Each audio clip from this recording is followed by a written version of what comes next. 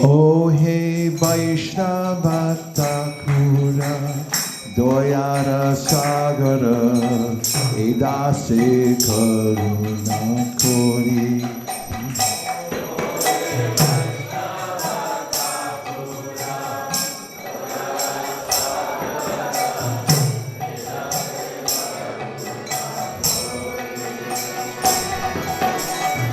Diya Parachaya Shoro he amare Tomara Sharana Dhori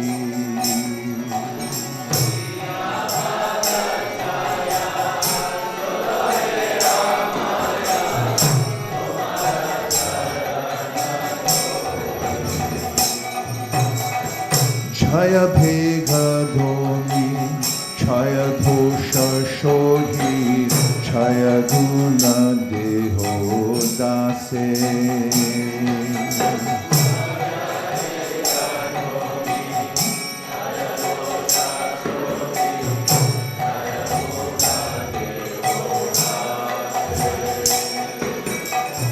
Jaya Satsanga Deho he amare Boshashi Sangira Ashe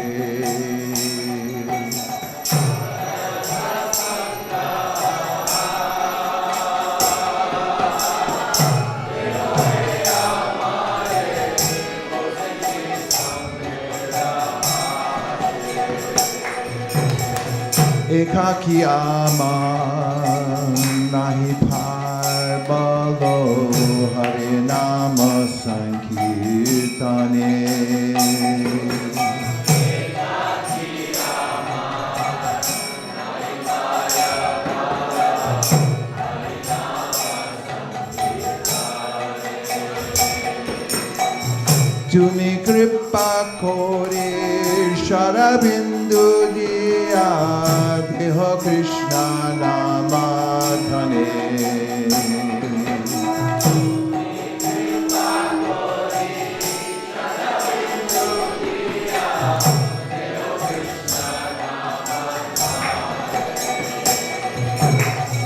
Krishna se tomar Krishna gita paro Tomara shakti ache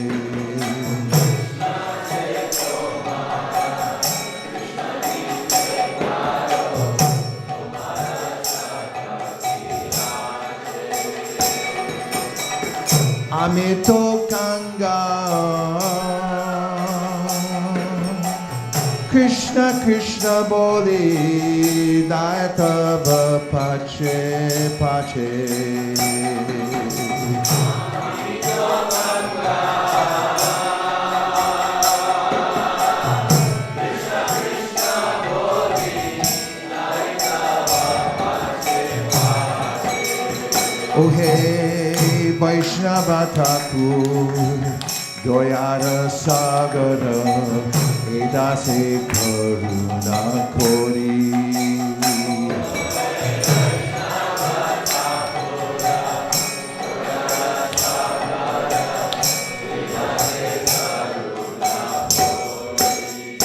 Gaya Vaishnava Thakur Vaishnava Thakur Vaishnava Thakur Jaya Vaishnava Thakur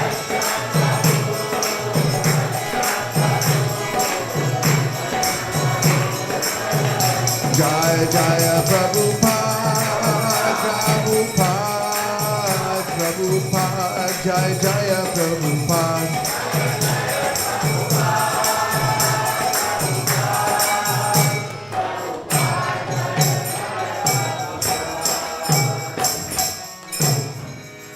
Ujjvala Varanam Gauravaradeham Nivasita Niravari Bhava Videham Ujjvala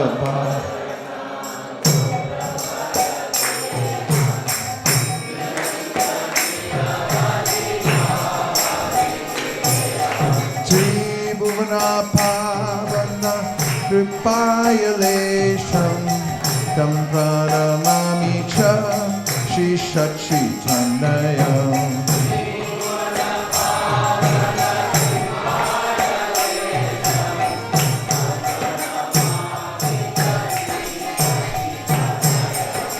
Gadgaram Tada Bhava Vikaram Durjana Turjana Nada Vishalam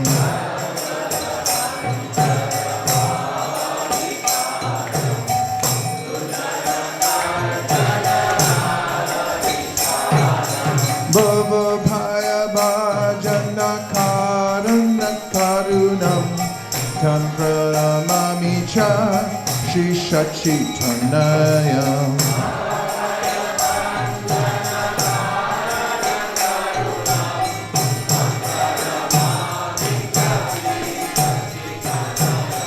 Arunam Bharadara Charukapolam Indu Vinindita Nakachaya Ruchiram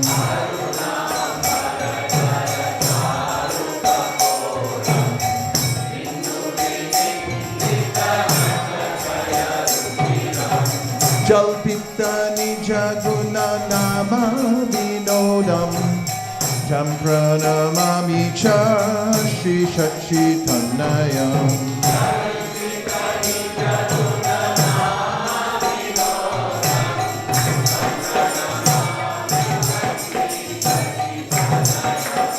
Vigalita Nayana Kamala Jaladaram Bhushana Navarasa Bhava Vikaram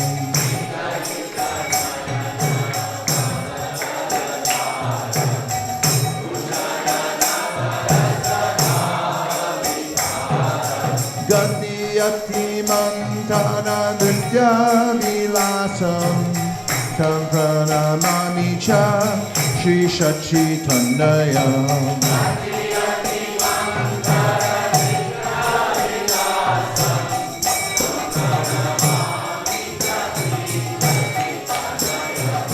Chanchala Charu Charana Gati Ruchiram Manjira Ranjita Parayuga Madhuram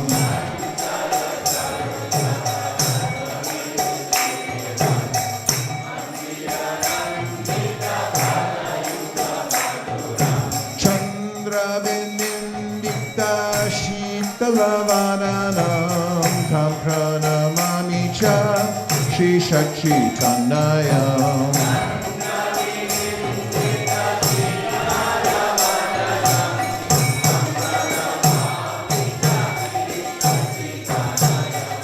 Tatrikati Dora Kamandalu Dandam Divya Kalevara Mundita Mundam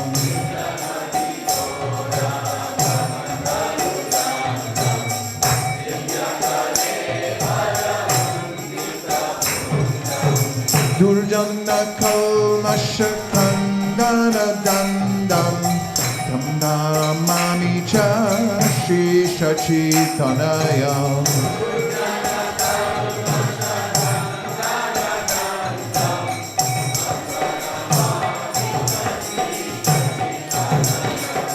Bhushana Bhuraja Alakavalitam Kampita Bimdara Bararuchira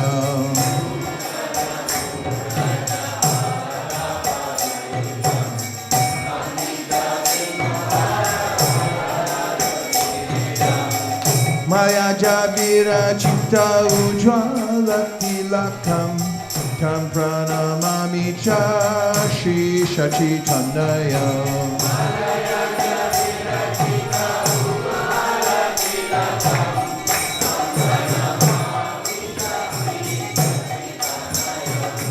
Nindita Aruna Kamala Dalanayanam Ajanulam Pitta Shri Bhuja Dugalam Jai Shri Sachinandan Gaura Hari Ki Jai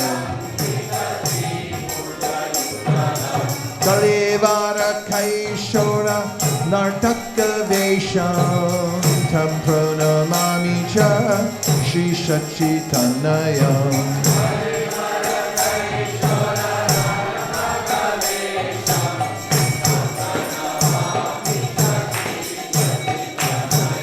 Ujjvala Varana Gaura Bharateham Vilasita Nirabadi Baba Videham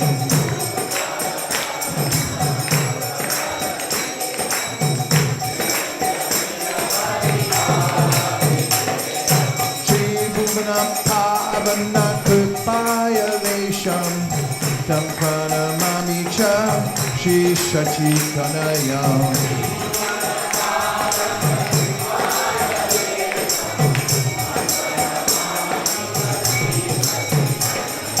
Jai Sachinandana, Jai Sachinandana, Jai Sachinandana, Jai Gaura Hari.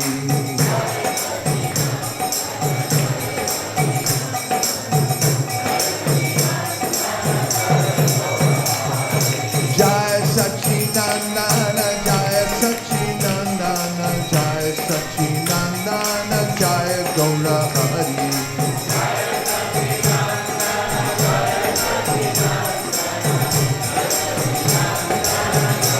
Jai Gaura Haribo, Haribo, Haribo, Jai Gaura Haribo.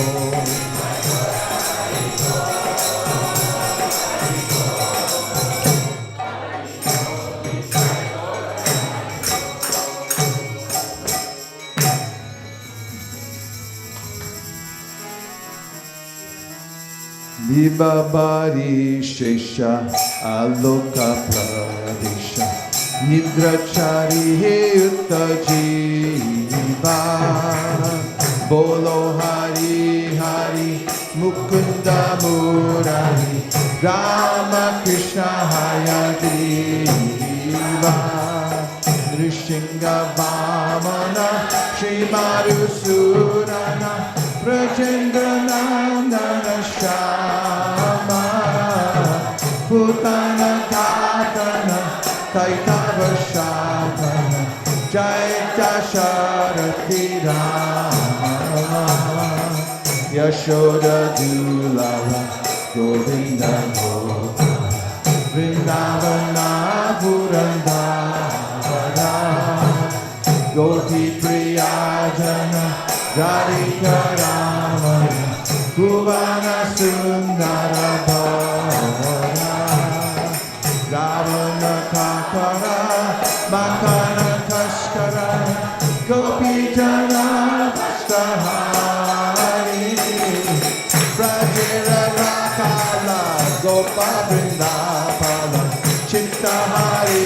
Ramsitahari Yogindra Bandana Shri Ranganandana Rajajana Bhaya Hari Navina Nirana Rupa Manohara Mohana Vamshi Vihari Yashoda Nandana Kansani Surana Nikunjara Sakirasi Karambhakanana Rasa Parayana Vrindadipina Nivasi Ananda Vardana Premani Ketana Pulashara Jojakama Gopanganadana Chitta Vinodana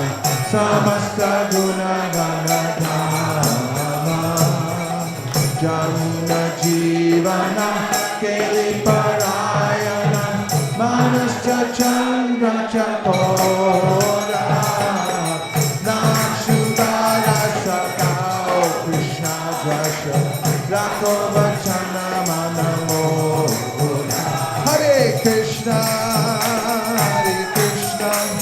Krishna Krishna Hare Hare Hare Rama Rama Rama Hare Hare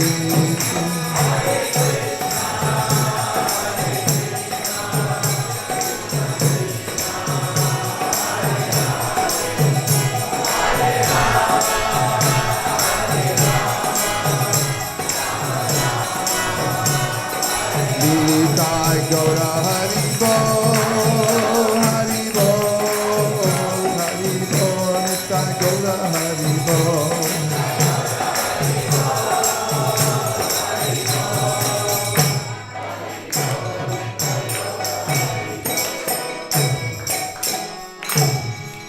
Tarka Brahma Yoga. Just made it in time.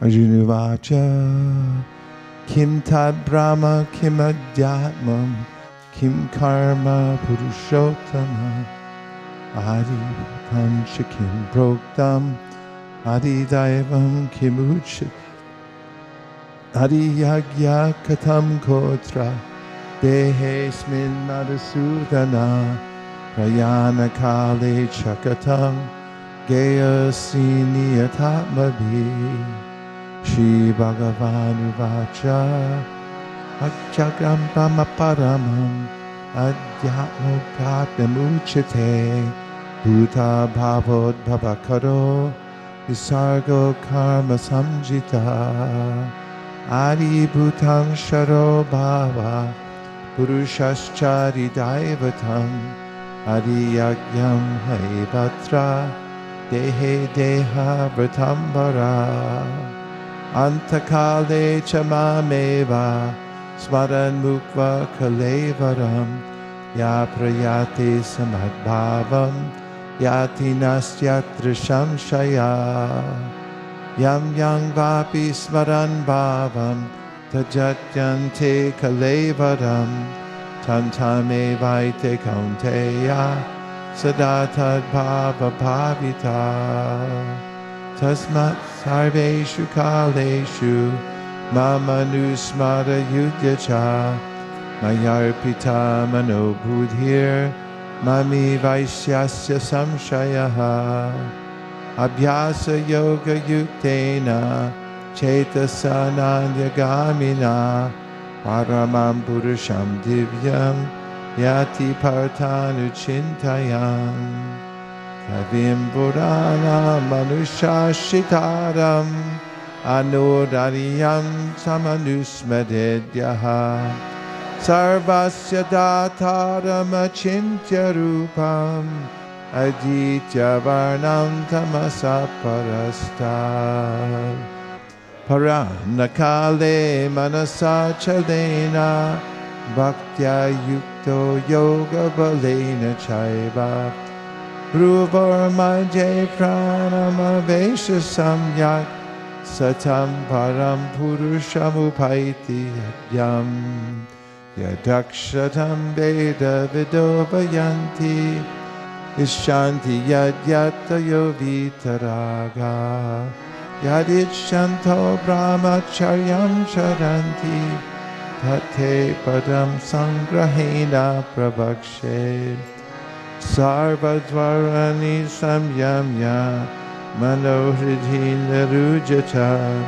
Murtyadhayatmana Pranam Astito Yogadaranam Om Itekaksharam Brahma Yaharan Mam Anusmaram Ya Prayati Kadam Deham Sadyati Paramam Gatim Ananya Chetas Satatam Yomam Smarati Nityasaha Tasyaham Sulabha Partha Yukta Yuktasya Yogina Mapta Punarjanma Tukalaya Mashashvatam Napnuvanti Mahatmana Samsiddhim Paramamata Abrahma Bhuvana Loka Punar Avartinarjuna Mabhupeta tu Kaunteya Punar Janma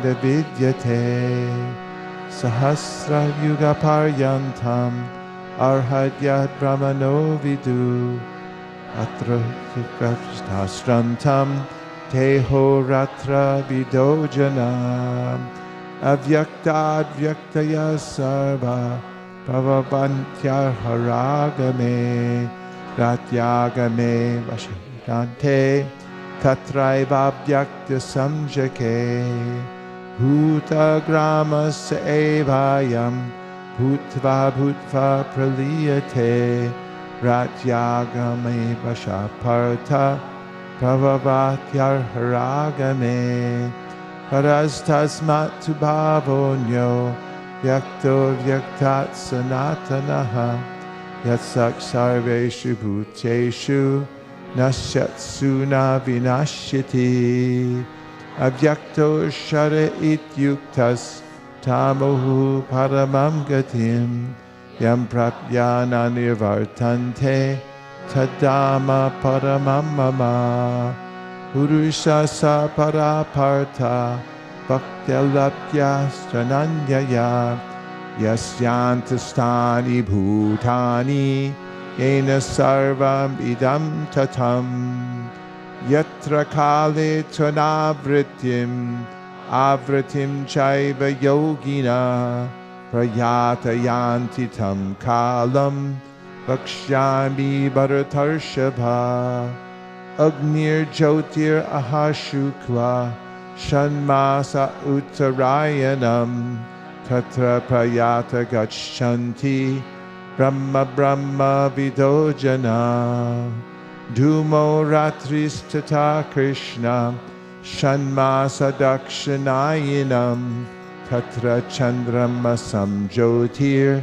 Yogi Prapya Nivartate Shukla Krishne Gati Yete Jagata Shashvate Mate Ekayat Yatyanabratim Anyaya Vartate Punaha Naite Sriti Partha Janan Yogi Muyati Kashana Tasmat Sarveshu Kaleshu Yoga Yukto Babarjana Vedeshu Yagneshu Tapasu Chaiva Danesha Yat Punya Palam Prachishtam Atyeti Tat Sarvamidang Vaditva Yogi Param Stanam Upaiti Chadyam Om Tat Sariti Srimad Bhagavad Gita Supanishatsu Brahma Vidyayam Yoga Shastre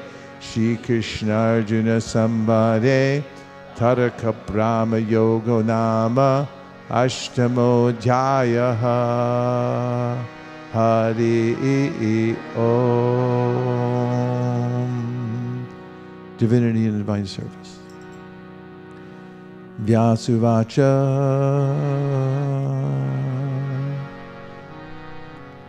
Vyasuvacha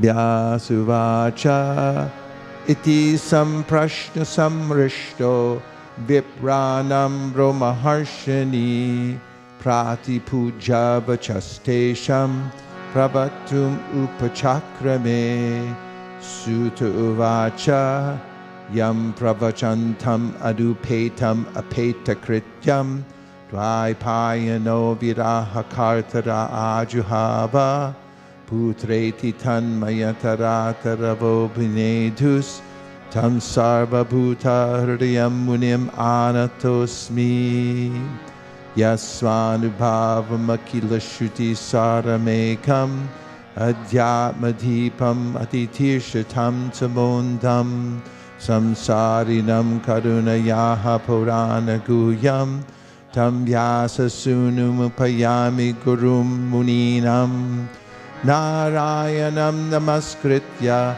Naram chaiva narottamam Devim sarasatim vyasam Tato jayam udirayet Munayak sadhu prishtoham Bhavadbir lokamangalam Yakrita Krishna samprashno Yena masu prasidati Savaipum samparo dharmo Yato bhakti ratoksaje Ahaitu kiya pratiyata Yayatmasu prasidati Vasudeve bhagavati bhakti yoga prayojita janayatya shivairagyam jnanam chayada haitukam dharma svanushtita pumsam vishvaksena katasuya notpada yedyadiratim shrama eva hi kevalam dharmasya yapavargasya nartortayopakalpate nartasya dharmaikantasya kamolabhaya hi smrita kamasya nendriya pritir labo jiveta yavata jivasya tattva jignasa narto yascheha karmavi vadanti tattva vidas taffam yajnanamadvayam brahmeti paramatmeti bhagavaniti shabdate tashradadana munayo jnana vairagya yuktaya pasyantyatmani chatmanam bhakta shruta grihitaya. Dear Dvija Shrestha Varna Shrama Vibhagasha Swadustistasya Dharmasya Samsadir Haritoshanam Tasmad Ekena Manasa Bhagavan Sattva-tampati Shrotabhya Kirtitavyascha Jaya Pujascha Nityada Yad Anudyasina Yukta Karma Granti Nibandanam Chintanti Kovidastasya Kona Kuryat Kataratim Shushusho Shadatanasya Vasudeva Kataruchi Syan Mahatsevaya Vipra Punyatirta Nishevana Srinvatam Swakata Krishna Punya Shravana Kirtana Ridyantakstohya Bhadrani Vidunoti Suhritsatam Nashta Prayeshu Bhadreshu Nityam Bhagavata Sevaya Bhagavat Yutama Shloke Bhaktir Bhavati Naishtiki Tada Rajastamo Bhava Kamalobha Dayaschaye Cheta iter anavidham Stitam satve prasidati Evam prasanna manaso Bhagavat bhakti yogataha Bhagavat tattva vijnanam Mukta sangasya jayate Vidyate hridayai grantish Chitante sarva samshaya Shiyante chasya karmani Krishna eva manishvare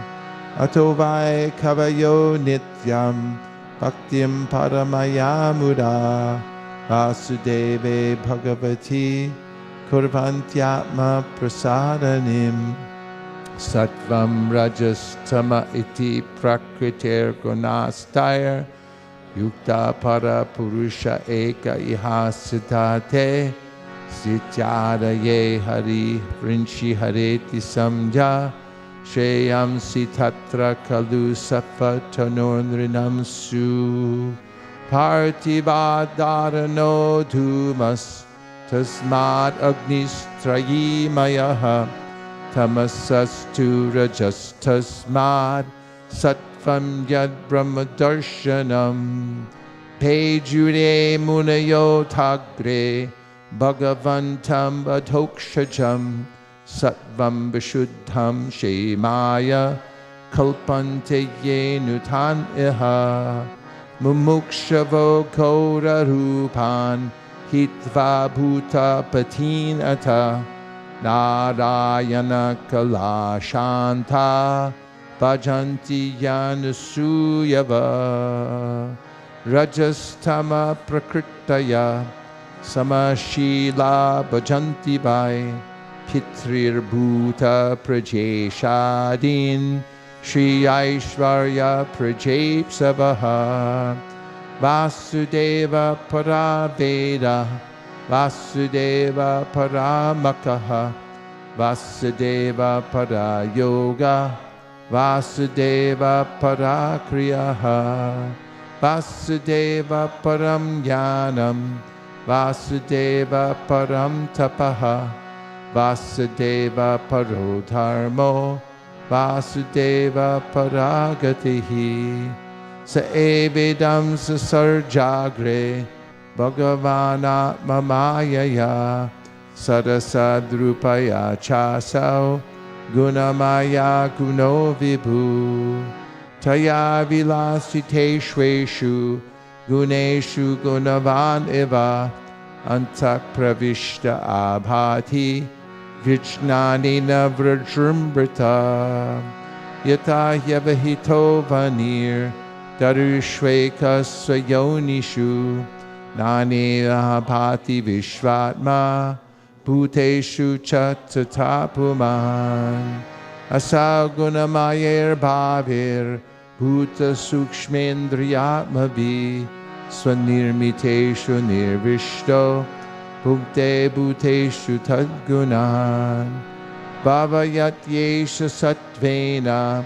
Lokan Vai Lokabhavana, Leelavatar Anurato, Devatiryandaradishu, Iti Srimad Bhagavate Mahapurane, Paramahamsyam Samitayam, Pratamaskande, Namishiyo Prakyane, Dvitiyo Jayaha, Hari Om. Srimad Bhagavatam class.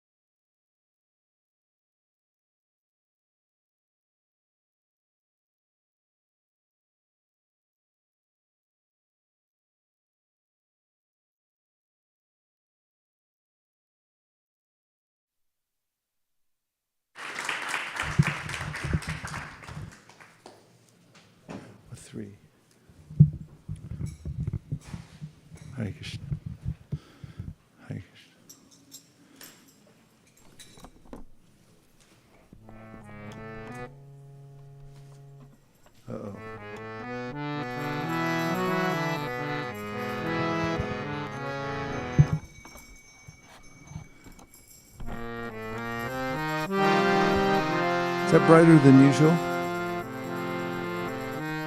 Those lights?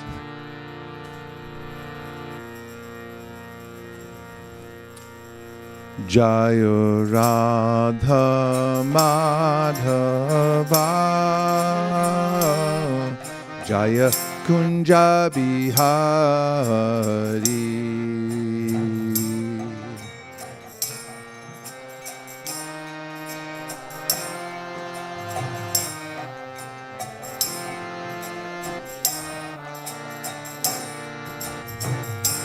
Jaya Radha Madhava Jaya Kunja Bihari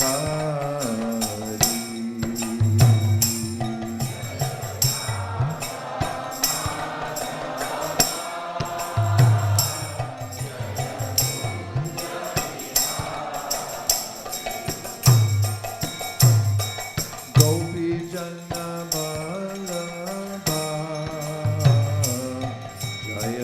Girivardhari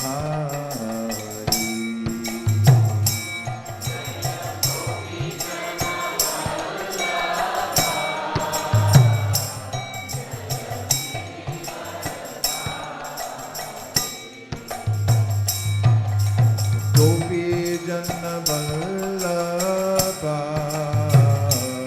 Jaya Girivardhari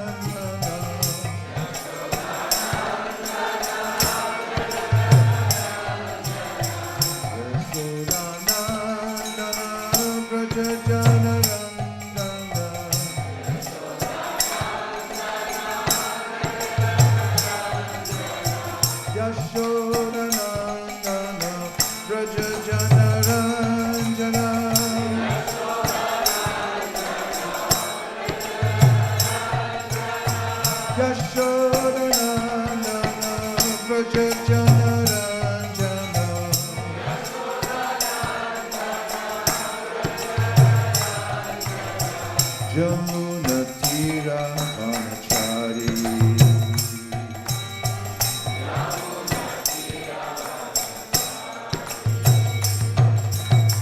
Jamuna Tira Vanachari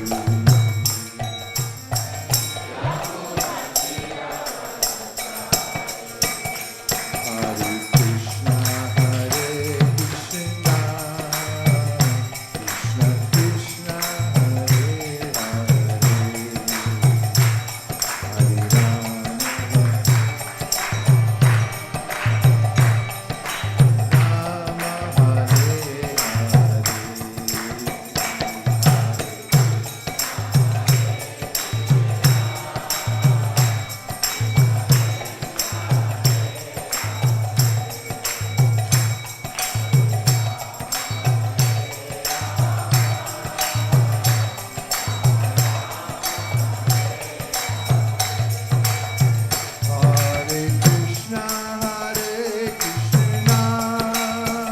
Krishna Krishna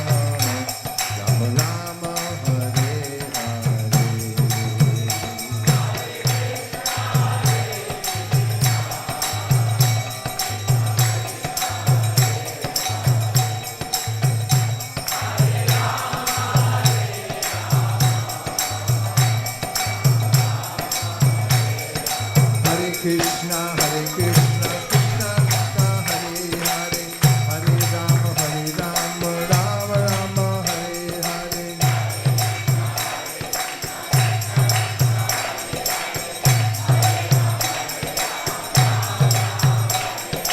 Hare Krishna, Krishna Krishna, Hare Hare, Hare Rama, Rama Rama, Hare Hare.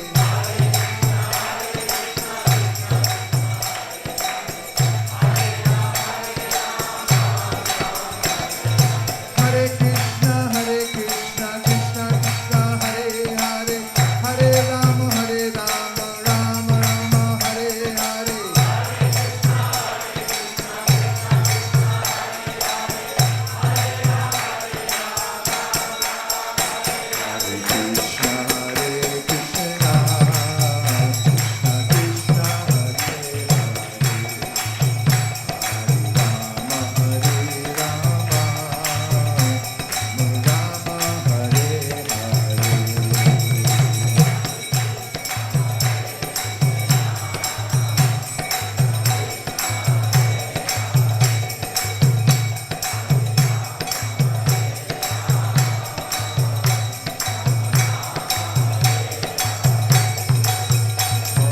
Krishna, Krishna Krishna, Hare Krishna, Krishna Krishna, Hare Hare, Hare Rama, Rama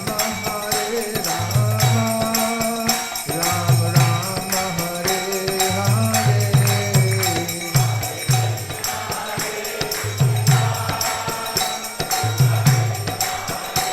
Krishna Krishna, Hare Rama,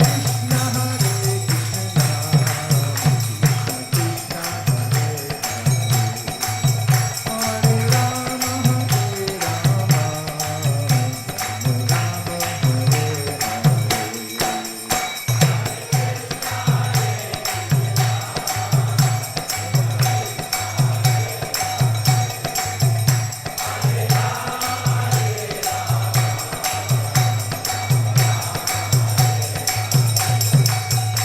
Hare Krishna, Krishna Krishna, Hare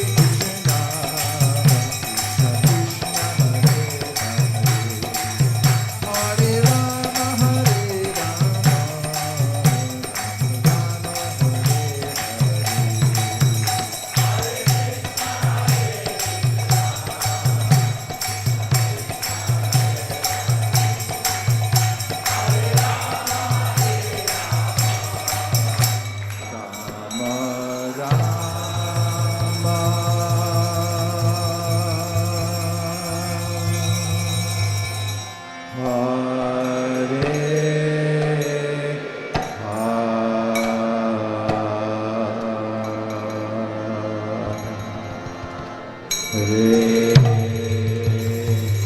Gaur Premanande, Nitai Gaura Hari Bol, Hari Bol, Nitai Gaura Hari Bol.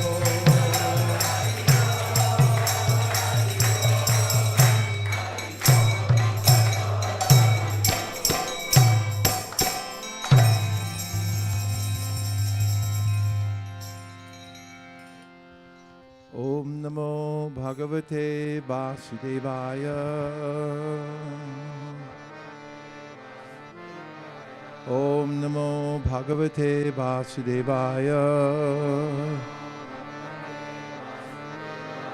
Om Namo Bhagavate Vasudevaya. Narayanam Namaskritya Naram Chaiva Narottamam Devim Sarasatim Vyasa Tato Jayam Udiraye. We're reading from the Srimad Bhagavatam, 11th canto, chapter number 2, and the text is number 35.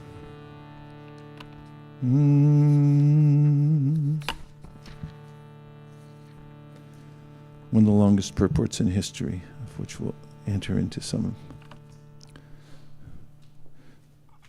So the first word in this verse is yan. Yan, please say. Yan, which means astaya, accepting. Nara, a man. Rajan, O king. Na pramadyeta, is not bewildered. Karhichit, ever. Davan, running. Nimilya, closing. Va, or netre, his eyes. Naskalet, will not trip. Napatet, will not fall. Iha, on this path. Translation: O king, one who accepts this process of devotional service to the Supreme Personality of Godhead will never blunder on his path in this world. Even while running with eyes closed, he will never trip or fall. Purport: according to Srila Sridhar Swami, the word anja, easily, which is used in the previous verse, is explained in this verse. He states, Agnya padon noktam su kratvang vivrinoti. By the word agnya, the ease of performing bhakti yoga is established, and this will be elaborated in the present verse. In Bhagavad Gita 9.2, the Lord himself states, Pratyaksha-avagamam dharmyam susukam kartum avyayam. The process of devotional service to the Supreme Personality of God is eternal, and it is very joyfully and naturally performed. Srila Prabhupada comments, the process of devotional service is a very happy one. Why? Devotional service consists of Shravanam, Kirtanam, Vishnu.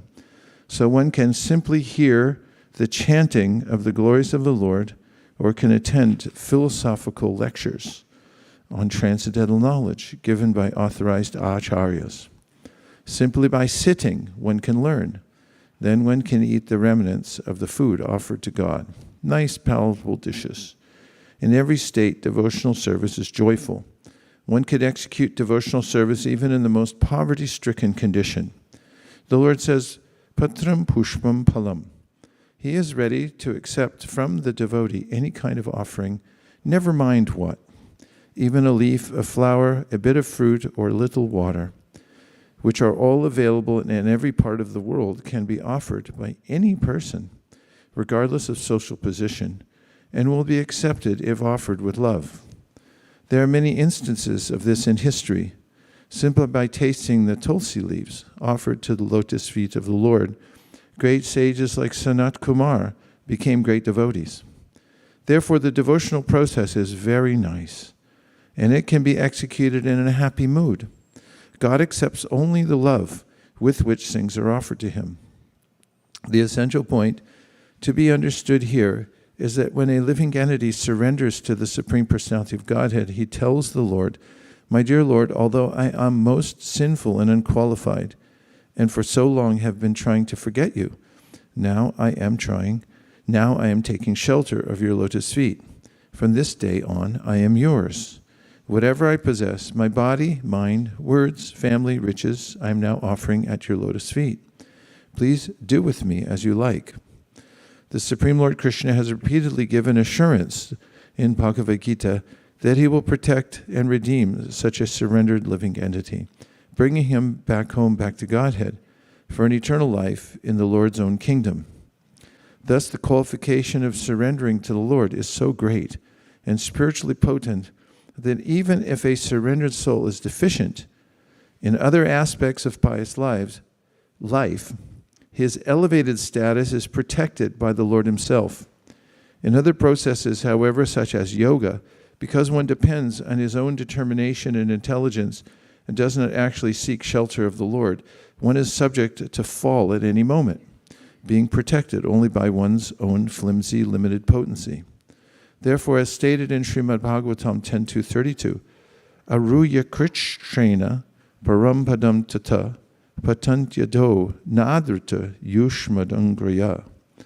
If one gives up the shelter of the lotus feet of the Supreme Lord and instead tries to advance in the yoga process by one's own determination, or if one tries to make progress in knowledge by one's own speculative power, surely one will eventually fall again to a mediocre material platform, having no protection other than one's own fallible strength. Therefore, the Vaishnava Acharyas, in their commentaries on this verse, have illustrated in various ways the vast superiority of Bhakti Yoga, or pure devotional service. In this connection, Sridhar Swami states, Nimilya netre davan api iha eshu bhagavata dharmeshu naskale. Nimilanam nama jnanam yatadhu shutti smriti ubhe netre vipranam parikirtate ikena vikalakano dvabhyam andam prakirtita iti. Even if running with both eyes closed, a devotee on this path of Bhagavata Dharma will not stumble. Closing one's eyes refers to being in ignorance of standard Vedic literatures. As it is said, the Shruti and Smriti scriptures are the two eyes of the Brahmanas. Lacking one of them, a Brahmana is half blind, and deprived of both, he is considered completely blind. In Bhagavad Gita 10 through 11, the Lord has clearly stated that even if a devotee is lacking in Vedic knowledge or ignorant of Vaishnava literature, the Lord personally enlightens him from within his heart if the devotee is actually engaged in loving service to the Lord. In this connection, Srila Prabhupada states, quote, when Lord Chaitanya was in Benares promulgating the chanting of Hare Krishna, Krishna Krishna, Hare Hare, Hare Rama, Rama Rama, Hare Hare, thousands of people were following him. Prakash Ananda, a very influential and learned scholar in Benares at that time, derided Lord Chaitanya for being a sentimentalist. Sometimes philosophers criticize the devotees because they think that most of the devotees are in the darkness of ignorance and are philosophically naive sentimentalists. Actually, that is not the fact. There are very, very learned scholars who have put forward the philosophy of devotion. But even if a devotee does not take advantage of their literatures or of his spiritual master, if he is sincere in his devotional service, he is helped by Krishna himself within his heart. So the sincere devotee engaged in Krishna consciousness cannot be without knowledge. The only qualification is that one carry out devotional service in full Krishna consciousness. Yet this facility given by the Lord cannot justify unauthorized concoctions put forward about the process of devotional service in the name of spontaneous devotion. In this connection, Srila Vishwanath Chakravarti Thakur has stated, Bhagavat praptyartam pratyanmargo karanam twati dushanavaham eva. If one manufactures his own process of devotional service for the sake of attaining the Supreme Lord with a concoction, such a concoction will cause total ruination. Srila Vishwanath Chakravarti Thakur goes on to quote, Shruti smriti paranadi panchatra vidimbina aikantiki harer bhaktir utpata yaiva kulpate.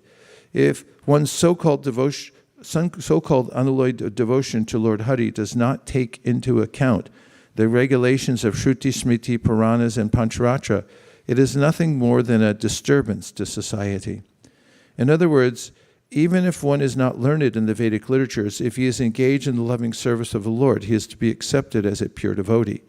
Nonetheless, such loving devotion cannot in any way contradict the injunctions of revealed scriptures.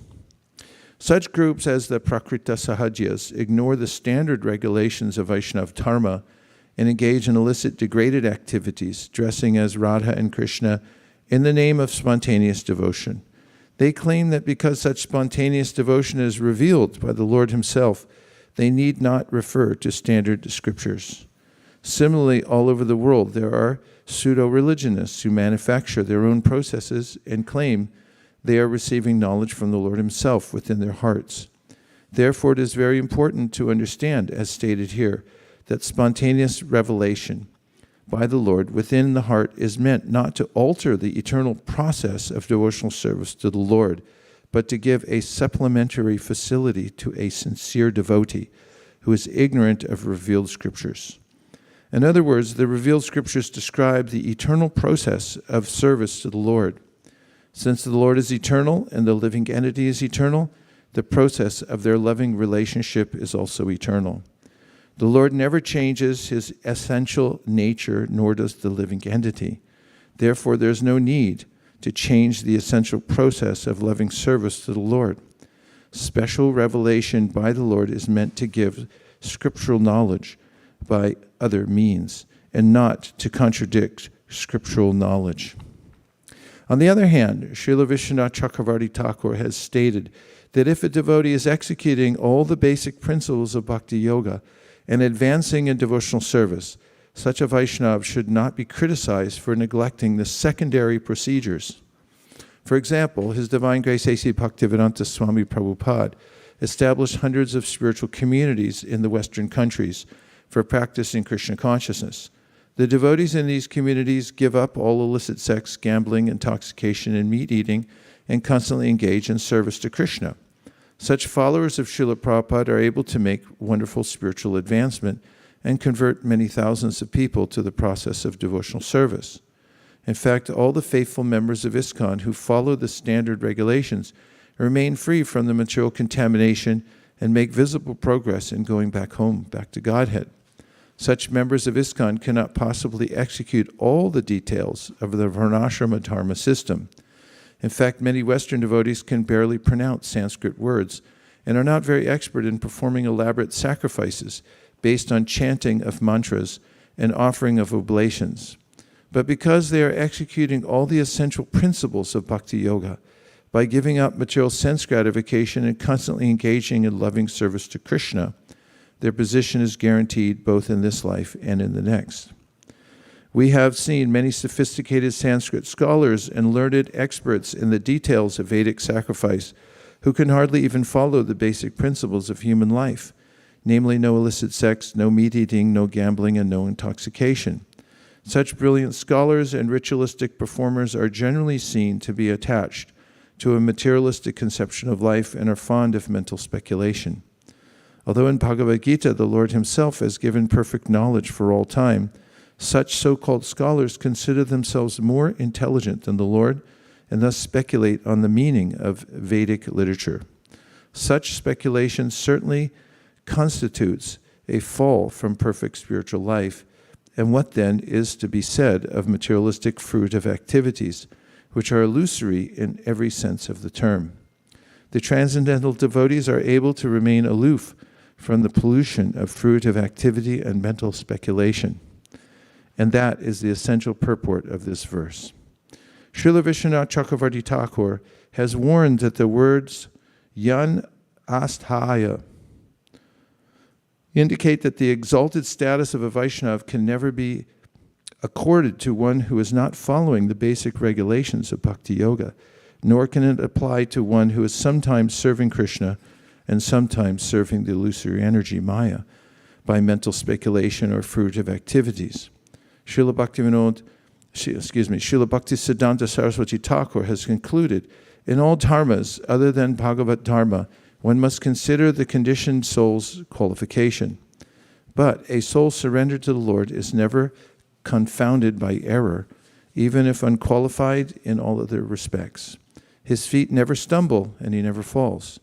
Even though wandering in the world at whim, he always resides in an auspicious place by the influence of his unwavering worship. The unique potency of Bhagavata Dharma does not appear in any of the other dharmas of the world. There is no comparison between a surrendered individual who has taken shelter of Bhagavata Dharma and the practitioner of any other dharma. Om Jnana Timirandasya Jnananjana Shalakaya Chakshurun Militam Nena Tasmai Shri Gurave Namaha Nama Om Vishnu Padaya Krishna Preshtaya Bhutale Srimate Bhaktivedanta Swami Niti Namine Namaste Saraswati Deve Gauravani Pracharine, Nirvishesha Shunyavadi, Paschatya Shatarine, Jaya Shri Krishna Chaitanya, Prabhu Nityananda, Sri Advaita Gadadhara, Sri Vasari Gaura Bhaktivinoda. Hare Krishna, Krishna Krishna, Hare Hare, Hare Rama, Rama Rama, Hare Hare. So now we'll take some reflections or questions to expand the conversation. Yes, Bali Prabhu.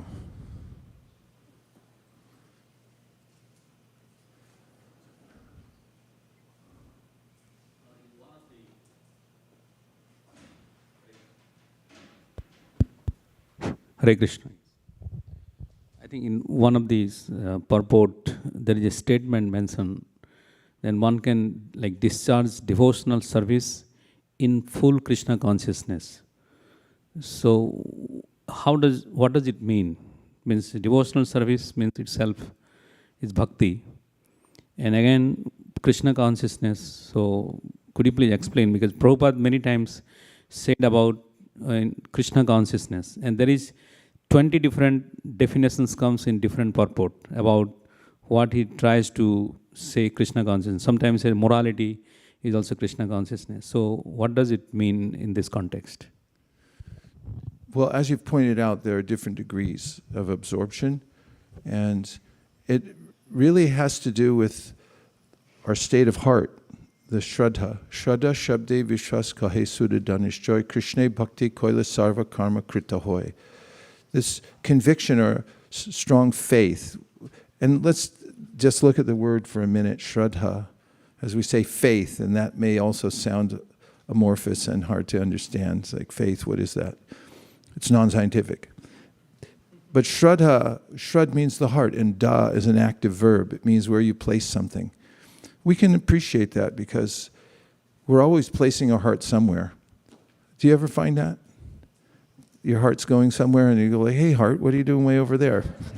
Could you come back here for a minute? And there's a way that Vishwanath Chakravarti Thakur describes how one's heart becomes more and more invested in Krishna. Not invested, it's a sense of attachment, a sense of appreciation at first, adau shraddha. In the very beginning, there's this sense of appreciation that bhakti's good. I don't know what it is, but it's good. This is an awakening of a sense of faith in devotional service, in devotees. You just see them and you think, wow, I should be doing something like that, at least helping them anyway. And then that leads to an attachment to Krishna's devotees.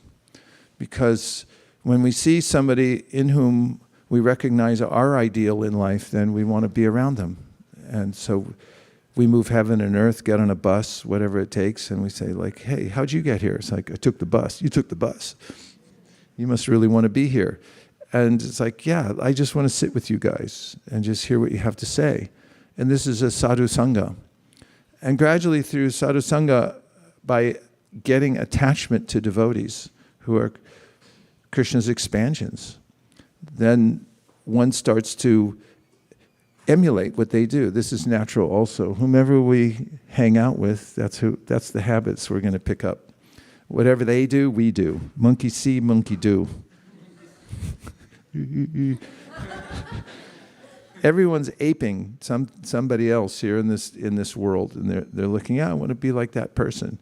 It's quite natural to see somebody and then play the role that they're playing, or try to follow their role. Like in sports, we see people wear a jersey, somebody else's jersey. It's like, yeah, you're Jerry Rice now, huh? Got his jersey on. And so after sadhu sangha, then the emulation stage comes and there's a following of the process. There one starts to vote with one's feet. It's like the friends come and say, hey, what are you doing? It's like, yeah, I'm doing this. This is what I'm doing now. I'm actually following the process. I'm doing what it says in the Bhakti literatures and also what these devotees are doing. And so the voting gets more demonstrative, like I'm actually showing up and I'm doing these things. So this is Krishna. All these are stages of the awakening of Shraddha. And then, of course, in that stage, one proves one's devotion by struggle. The anartha nivritti stage is a big ocean that one has to swim across and develop one's determination. And it seems as if there are unlimited obstacles, but there are not. There are only 7 to be exact. And those can be gradually overcome by the process of bhakti. That's why when we read the Divinity and Divine Service, we get so much encouragement, because starting with Shushu Shroshadhanasya, which means I serve the devotees. And by that, I naturally develop an affinity for hearing about Krishna. And then by hearing, Krishna notices, oh, you like to hear. And so many references in the Bhagavatam about that if a person just puts themselves down in front of the sound vibration and submissively hears it, then naturally there's a transformation in that person's life, and the heart starts to become more attached to Krishna, because Krishna's the origin of everything. He is reality. When we look at the material world, there's a verisimilitude of reality, because it's a reflection. We see what we like, but it morphs into something else. But Krishna is the source of that. So by hearing about him, we actually get a sense of reality, distinguished from illusion. And meanwhile, Krishna is helping from the inside, as we heard throughout this purport, because we know that from Dharma projita kaitavo traparamo nirmatsaranam satam vedam vastavam atravasta shivanam tapun triamudanam Srimad Bhagavate Mahamuni Krite Kimvapreish Sadyo Hridyavarudite Ta Kritibi Sushrushabis Takshanad. So in this last line of the second verse of the Srimad Bhagavatam, our acharyas have pointed, including Prabhupada, to the fact that when you have a little interest in hearing about Krishna, then he has a little interest in staying in your heart more prominently. Of course, he's always there, but the way he's there changes. He is attracted to hearing Srimad Bhagavatam because, after all, what's Srimad Bhagavatam about? It's about his devotees. And very specifically, esoterically speaking, it's about one particular devotee, Radharani, who's the best of all devotees. And so when Krishna hears the sound vibration, then sadyo, very quickly, sadyo hridya varudite, Prabhupada said, he becomes compact within your heart. And therefore, the devotee starts to experience Krishna is helping me from within the heart to overcome anarthas. And Vasudevi Bhagavati Bhakti Yoga Prayojita Jana Yashavairagyam Jnanam Chayarahaitukam. A devotee sees the miracle unfolding in their life because they see that the things I was interested in previously that were a source of trouble for me are now not so interesting. I'm interested elsewhere. And as the process continues, one comes to the position of nishta, of feeling tadarajas tamo bhava, kamalubhadayasche. Those lower modes have diminished to the point where I can stand on my own 2 feet, nishta. I can stand somewhere and not be pushed around by the senses. And there's a descent of grace in that period. As Krishna even says in the Bhagavad Gita, that raga dvesha vimuktaistu vishayan indriyaishcharan atmavasharavate atma prasadam adhigacchati. When one, through the hearing of Srimad Bhagavatam, comes to this position of being attached to Krishna, being detached from the temporary world, then there's a descent of grace into one's heart. Stitam satve means that one is now in Shuddha Sattva. It feels that realm of the spiritual world. Sattvam Vishuddham Vasudeva Shabditam. From that position, Yadiyate Tatra, that one can naturally then see Krishna directly. And then come stages of ruchi, that it's the most nectarian, beverage for the ears, is to hear Krishna Katha. It's not, should I hear this or maybe not? It's yes, I want to hear it all the time. And then comes even more intensity of that faith in asakti, which means that one's exclusively attached to Krishna. Only, for instance, in athletics, the most dedicated people, they're willing to get up at 2 a.m, hands bleeding, pole vaulting so many times. I mean, there's no other thing for them. It's just like totally dedicated. There's a sense of asakti. They're so attached to Krishna. This is rare in the world because everyone's got some other thing on the side. That you like Krishna? I love Krishna, but I don't have time right now. In asakti, I don't have time for anything else or anybody else. There's only Krishna. And this is a very rare stage, and this is why it's mentioned by Rupa Goswami as pure devotional service is rarely achieved, because there's a way in which not that many people become exclusively attached to Krishna. But that's a stage of Krishna consciousness that naturally comes if one continues associating with devotees and hearing in their association. And then the heart starts to change, as Chaitanya Mahaprabhu mentions, that there's a ray from the internal potency of the Lord that warms the heart and then gets a little warmer, and then it starts to melt. And there's an awakening of emotion for Krishna within the heart. It's undeniable. It's actually going on there. One's sense of relationship with Krishna and feeling attached to one's particular relationship through devotees who are in that relationship. And one starts to, in one's mind and heart, follow those devotees, even as one maintains one's external, very strict devotional service. And then from that bhava, then comes the prema, which is like the flower comes out from the creeper that's very fragrant, and it's the sweetest position. So there are various stages of this Krishna consciousness. So what should one do? One should act according to one's current capacity. Because what else can you do? You can't imitate a higher level. There's no shortcut. There's no special pill you take other than the medicine recommended. NHA Shaudi Maya Nashi Parula. Harinam Mahamantra Lao Tu Bimagi. Just take the medicine that's been prescribed. And naturally, in Krishna's own time, there will be a descent of special mercy within one's life.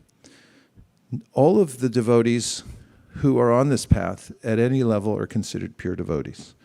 Apichet sudaracharo bhajite mamananyabhak sadhureva samantavya samyag vyavasito hisa. Krishna says that despite the fact that someone may be at a lower stage and therefore the sense of worldliness sometimes outweighs one's sense of attachment to Krishna, says the person's on the path and they're dedicated to it, therefore you should consider them to be sadhus or pure devotees. And even if one falls down from the position, if one is dedicated to the principle that Krishna is for me, and I'm surrendering to Krishna even though I'm really bad at it right now, then one's also considered to be a pure devotee, because Krishna then emphatically says about the power of devotional service, and it's what's being mentioned in this verse today, Shripam bhavati dharmatma sashvash chantim negachyati konteya prajidani hiname bhaktya pranashyati. That's Arjuna, you say it to everybody, that this devotional service is so powerful that because one's on it and has faith, even if one's not steady yet, if you continue, then definitely he'll come to the perfectional stage. So don't give up at any time. Just be patient. And I mean, I'm finding all the time, if you're just patient with lots of situations. Do you find there's a lot of situations? There's lots of situations. Like, I'll walk in the house and there will go, new situation.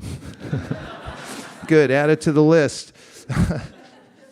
So oftentimes, if you're patient with it and you don't freak out on the first hearing of the new situation, then you find 3 days later someone says, oh no, it's not actually a situation, we fixed it.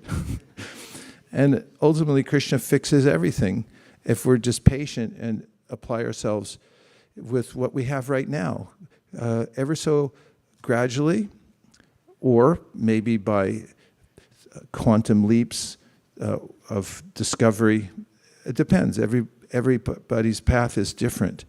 Then one will discover more and more of one's potential in Krishna consciousness. And that's the wealth of life. So these are all descriptions of pure devotees, those who have decided that Krishna is the thing.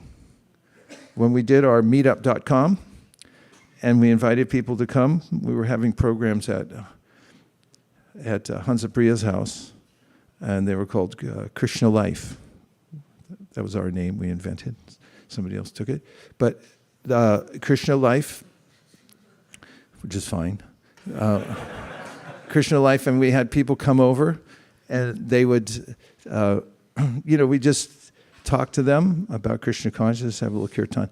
And lots of people were investigating the spiritual circuit. So they'd come around to all the programs, not our program, but any program that said, anything spiritual.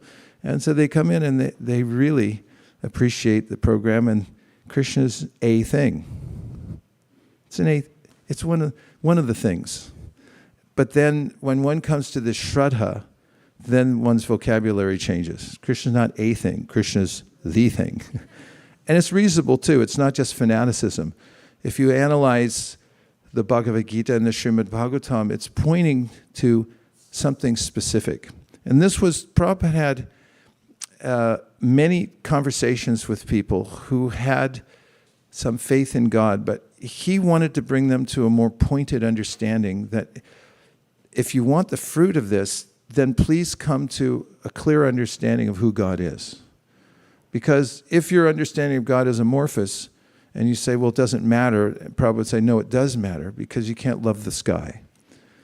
And aruya krishena parampadam tata, patantyato nadrita yushmara, stasyene rivindaksha vimuktamaninas, tvayasta bhava ravashudha buddhaya. There's a sense of the Bhagavatam that's like, okay, you want faith? Be more specific. Say who's God. If you can't say who's God, Prabhupada used to say who's God. And they say, well, God's this. And you say, okay, you can't say. All say, and then you take it. And it's like, and they say, well, I don't know if I'll take it. Why not?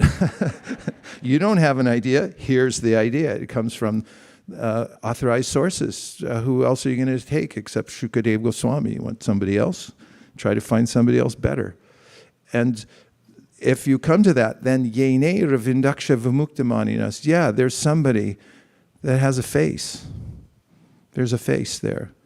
Tatum pushanapavinu satidharma drishte. Shri Upanishad. The Upanishads were just recognizing or heralding the awakening of the soul to his own existence beyond matter. You're not a product of matter. Wake up, sir. And hey, you're something. And then it says like, hey, you're part of something. And that something, the Sri Upanishad says, is a person. Why? Because there's a face. I was like, what? I had that revelation when I first read the Back to Godhead magazine, because although I'd been reading a copy of the Bhagavad Gita and many other books, there was this non-committal idea to God. It's like, yeah, whatever. But when I got into the Back to Godhead magazine, I was like, bang, it's defined, take it and you'll be successful. And then I saw the picture of the Sri Upanishad advertised there as something available you could buy. And it said, the ancient Vedic scriptures say, actually God is the supreme person. And I think I sat there with my jaw hanging open for half an hour, that somebody had actually finally come out and said it. And that's what happens in the Bhagavad. They come out and say it. No more, but actual, yes, Krishna is the Supreme Personality of Godhead.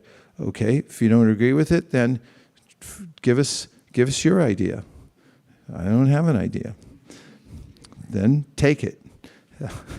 So somebody who takes it, that moment somebody takes it and says, yeah, this is a thing, not a thing, the thing, then one's crossed over into this level of Shraddha, from which one can make progress. And Prabhupada mentions that in the introduction of the Bhagavad Gita. He says, okay, you're reading Bhagavad Gita, you've read many Bhagavad Gitas, and just do me one little favor as you enter into this reading.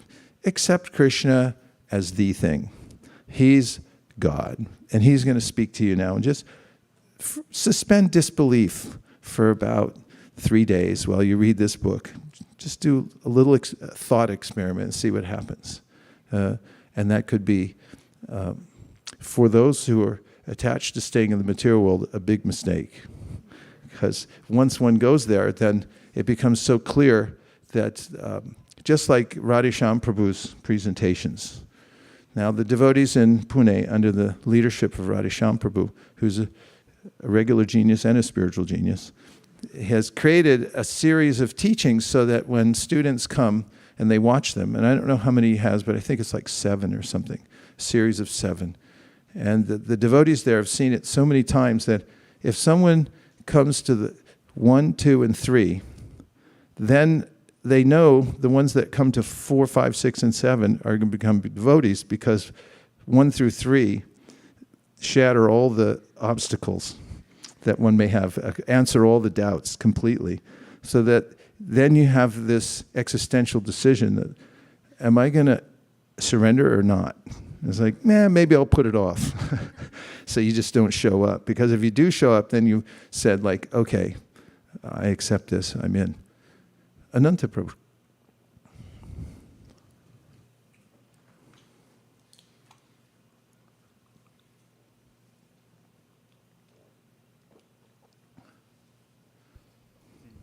Hare Krishna. I was trying to think about how to formulate this question. With billions of people in the world, is it purely desire that for higher understanding that brings one to spiritual life? Because I know I understand that there's karma in people's lives, but what is it that causes somebody to become attracted to spiritual life? And it seems to make sense to me that it's just purely desire, and maybe it's taking place over lifetimes. But I wanted to ask you. Sure, that's a scenario that's supported by the Bhagavad Gita. Krishna says in the 6th chapter of the Bhagavad Gita that by purva samskar, one comes to a stage of one's life when one's naturally attracted to yoga, or the idea of connecting with God. And it comes quite spontaneously. And he says, yeah, you did it before, so it's awakened now. My experience is that the souls everywhere, it's palpable that they're spiritual. Whatever culture people are from, the people that I meet all over the world, they're the same, because we're all souls within a particular body. And the sense of impetus for loving God, or is just below the surface, barely anywhere. And it can come out at any time. That's what is so compelling about going out and sprinkling or I was thinking more like a fire, little sparks here and there, fanning the sparks, they can awaken, and we can see that just below the surface, people are all souls. As the Shri Upanishad says, Yastu sarvani bhutani atmani vanu pashyati sarva bhuteshu chatmanam tatuna vijugupsate yasmin sarvani bhutani atma ivad bhut vijanataha tatrako mohakashoka ekatvam pashyata. That it's a very happy life when one systematically sees everybody as a spiritual soul, and he doesn't hate anybody. And through systematically seeing that actually the bodies are just incidental, and that the soul's animating those bodies, and the soul's the same. We're all connected in that way. This is a correct vision, actually, to follow in the footsteps of the teachings of the Bhagavad Gita, for instance, and see that every living entity is a soul. And in that way, one has a sense of not just duty, but also compassion, empathy for all other beings, and feels that we're all in the same boat here. Let's help each other out. And in that mood, then we see miracles. It's hard to tell, actually. Krishna says in the Bhagavad Gita that the intricacies of karma are very hard to understand. You try to trace it all out. You can get all your graphs out and everything and try to trace it, but ultimately it's a very confusing situation in the material world. And with karma, it's not who started it, it's who's involved that counts, just like at home. There's a little fight going on, and it's like, I don't care who started it, you're perpetuating it. Both of you stop it. So, as we meet souls, including our own soul, and try to see like what makes you tick, little living entity. It's a great project, and then we can see this impetus for each soul to want to rise, to become better, and how you can see the modes. We can understand through mode theory from the Bhagavad Gita. If you take the world in that lens of mode theory, that everything's made of the modes, it makes a lot of sense. It's very helpful, actually, to see that everyone has an external situation, meaning a psychophysiological nature based on their modalities. And that you can rise above that. Anyone can rise above that, Krishna says, by simply getting back in touch with devotional service. The material world is really about forgetfulness of our personality, of our true nature. Sometimes people get amnesia and they forget who they are.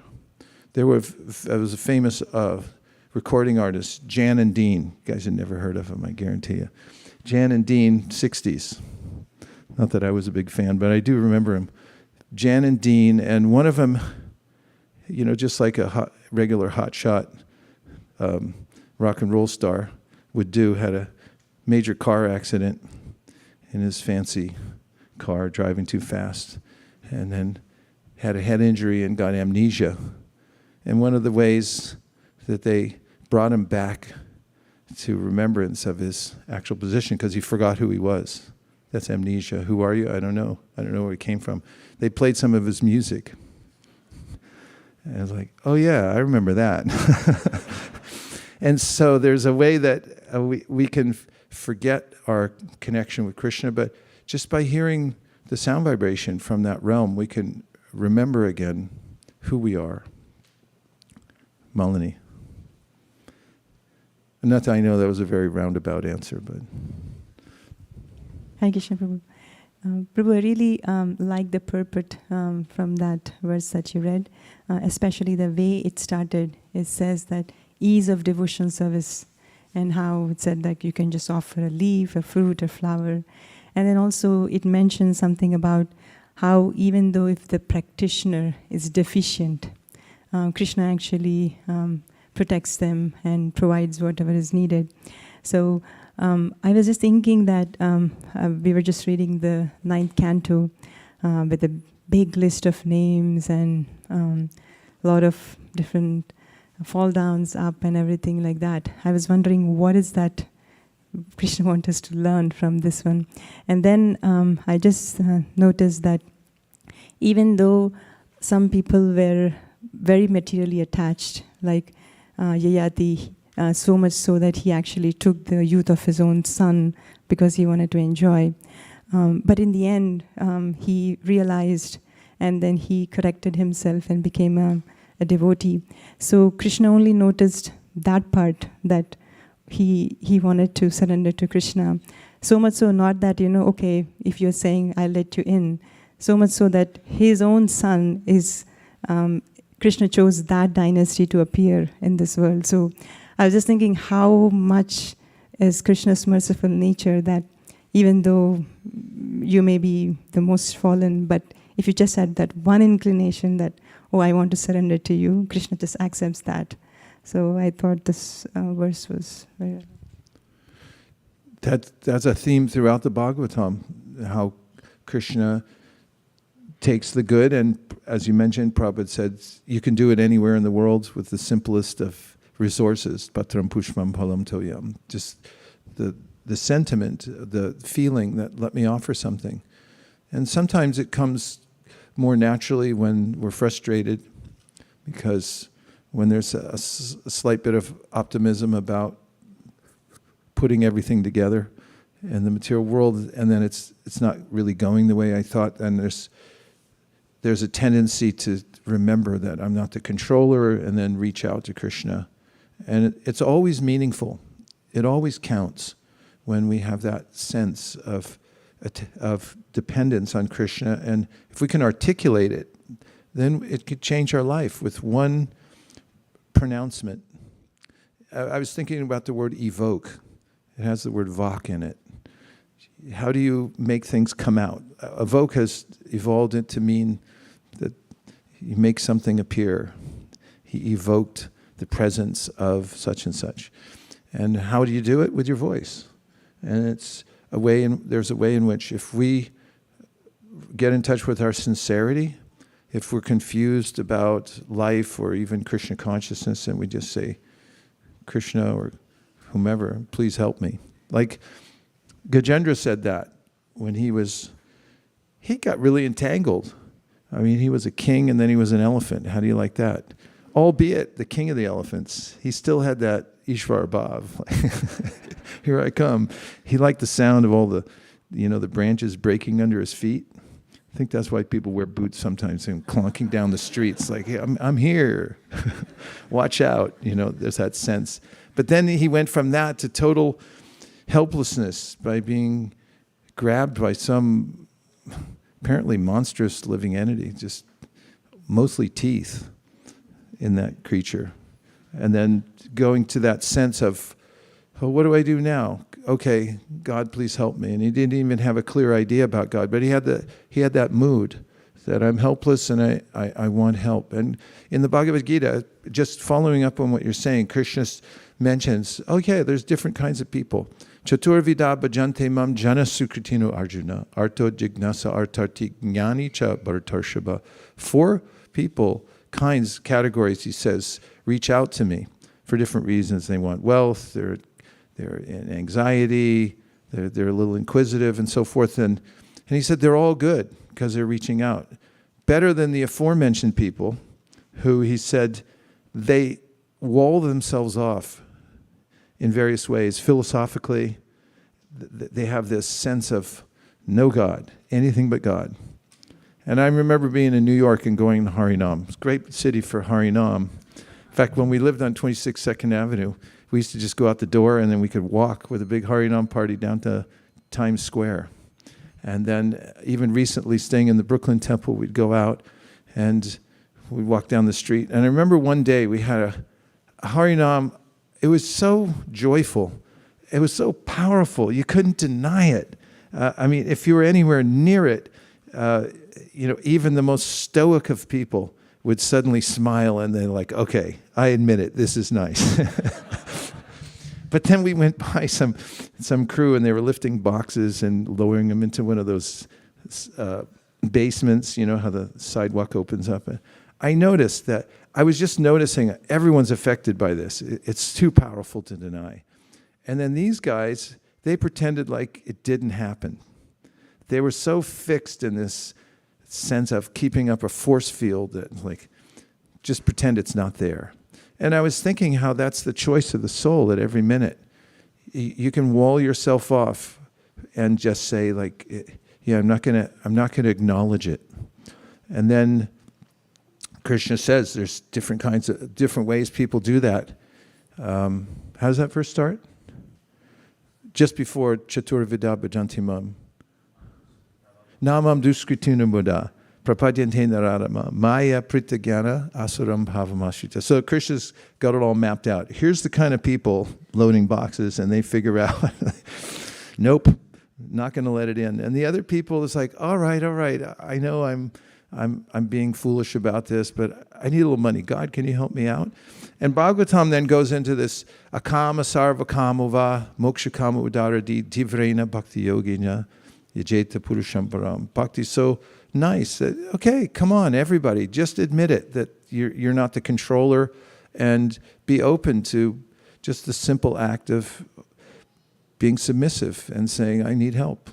And you'll advance in devotional service. Bhakti is universal. It's non-sectarian. It comes from the yearning of the heart to be connected. Okay, there was one over here. Yeah, 1, 2, 3, 4, 5, 6, 7, 8. Hare Krishna, Prabhu. Prabhu, I was just thinking that, you were just saying about the amnesia thing. I had a student that I had to go, diagnose. He actually was ghost riding with his friends, and he fell off the car. And he was one of the same high school students, and he came as one of our students in special education.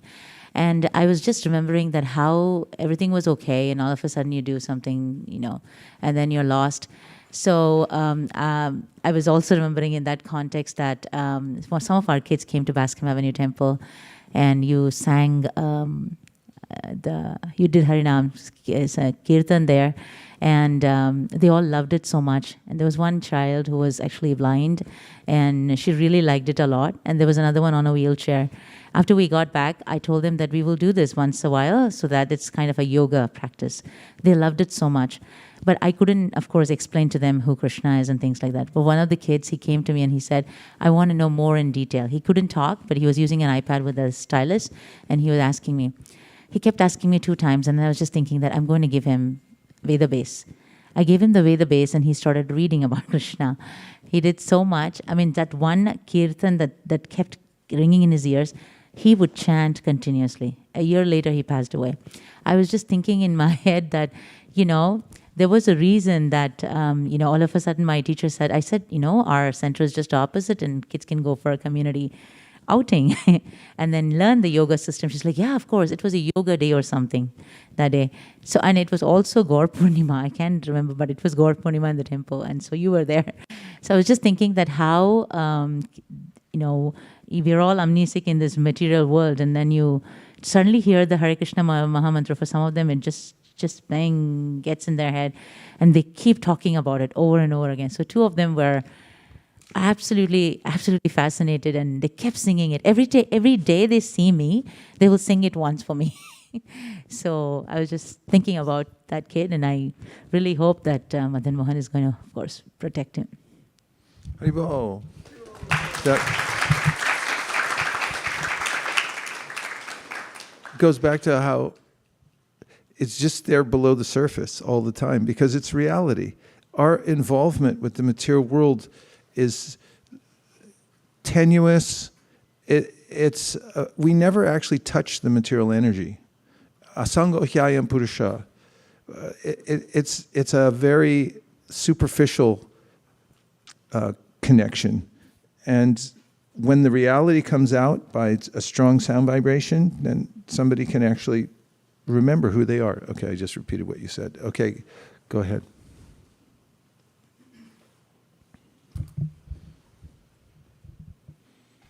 Hare Krishna Guru Maharaj.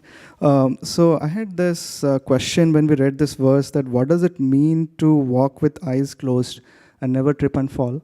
So in the purport, there was a statement, I think quoting Sridhar Swami. So it says, closing one's eyes refers to being in ignorance of standard Vedic literatures. So I have this question that how does it, like niyama agraha, that one does not, what is the difference between these two? Closing one's eyes and niyama agraha, is there a difference, and how do we understand it? Well, in the purport, the author tried to walk that fine line and explain it. He quoted from Prabhupada's purport from 1010, Tesham Satata Yuktanam. In that purport, Prabhupada says something kind amazing, which is that even if somebody can't take advantage of having a spiritual master or the Shastra, if one's very sincere and tries, then Krishna from within the heart, which is what Krishna is saying in the verse, will also give intelligence to that person. There is a difference then if one has already come to full consciousness and then tries to divert oneself. But even in that, there's a lot of leeway. Going back to the progression that I made earlier from Apichet Sudracharo to Sri Prambhavati Dharmatma, That's all in the 9th chapter of the Bhagavad Gita. And the thought process was, yes, you may be on the path and imperfectly performing it, but Krishna says if you keep going, then you'll be successful. And then Prabhupada asked the question, how is it that someone has fallen from Krishna consciousness can still be considered a pure devotee? Yeah, he says that in the purport. And he says, well, if that person's determination is still there, then they'll be successful. And then for an anecdotal piece of evidence, a devotee asked Prabhupada, so what's the difference between somebody intentionally falling down and falling down by accident?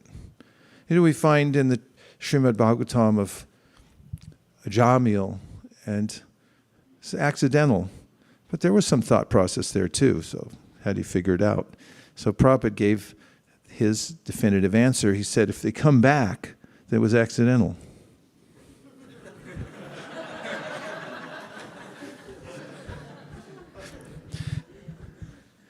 Means that at any time, little soul, jiva, hey, come on, cut it out, would you? Come back over here. The water's fine. You're just keeping yourself in a really paltry situation because of some kind of stubbornness. So try to come back. So if we're in full knowledge on the path, niyamagraha is a kind of the little bumps they put on the side of the road in developed areas. Like I always notice there's some roads, they have little grooves on each side. So if you go a little too far to the right, then you go, bip, bip, bip, bip, bip. Who puts all those on there?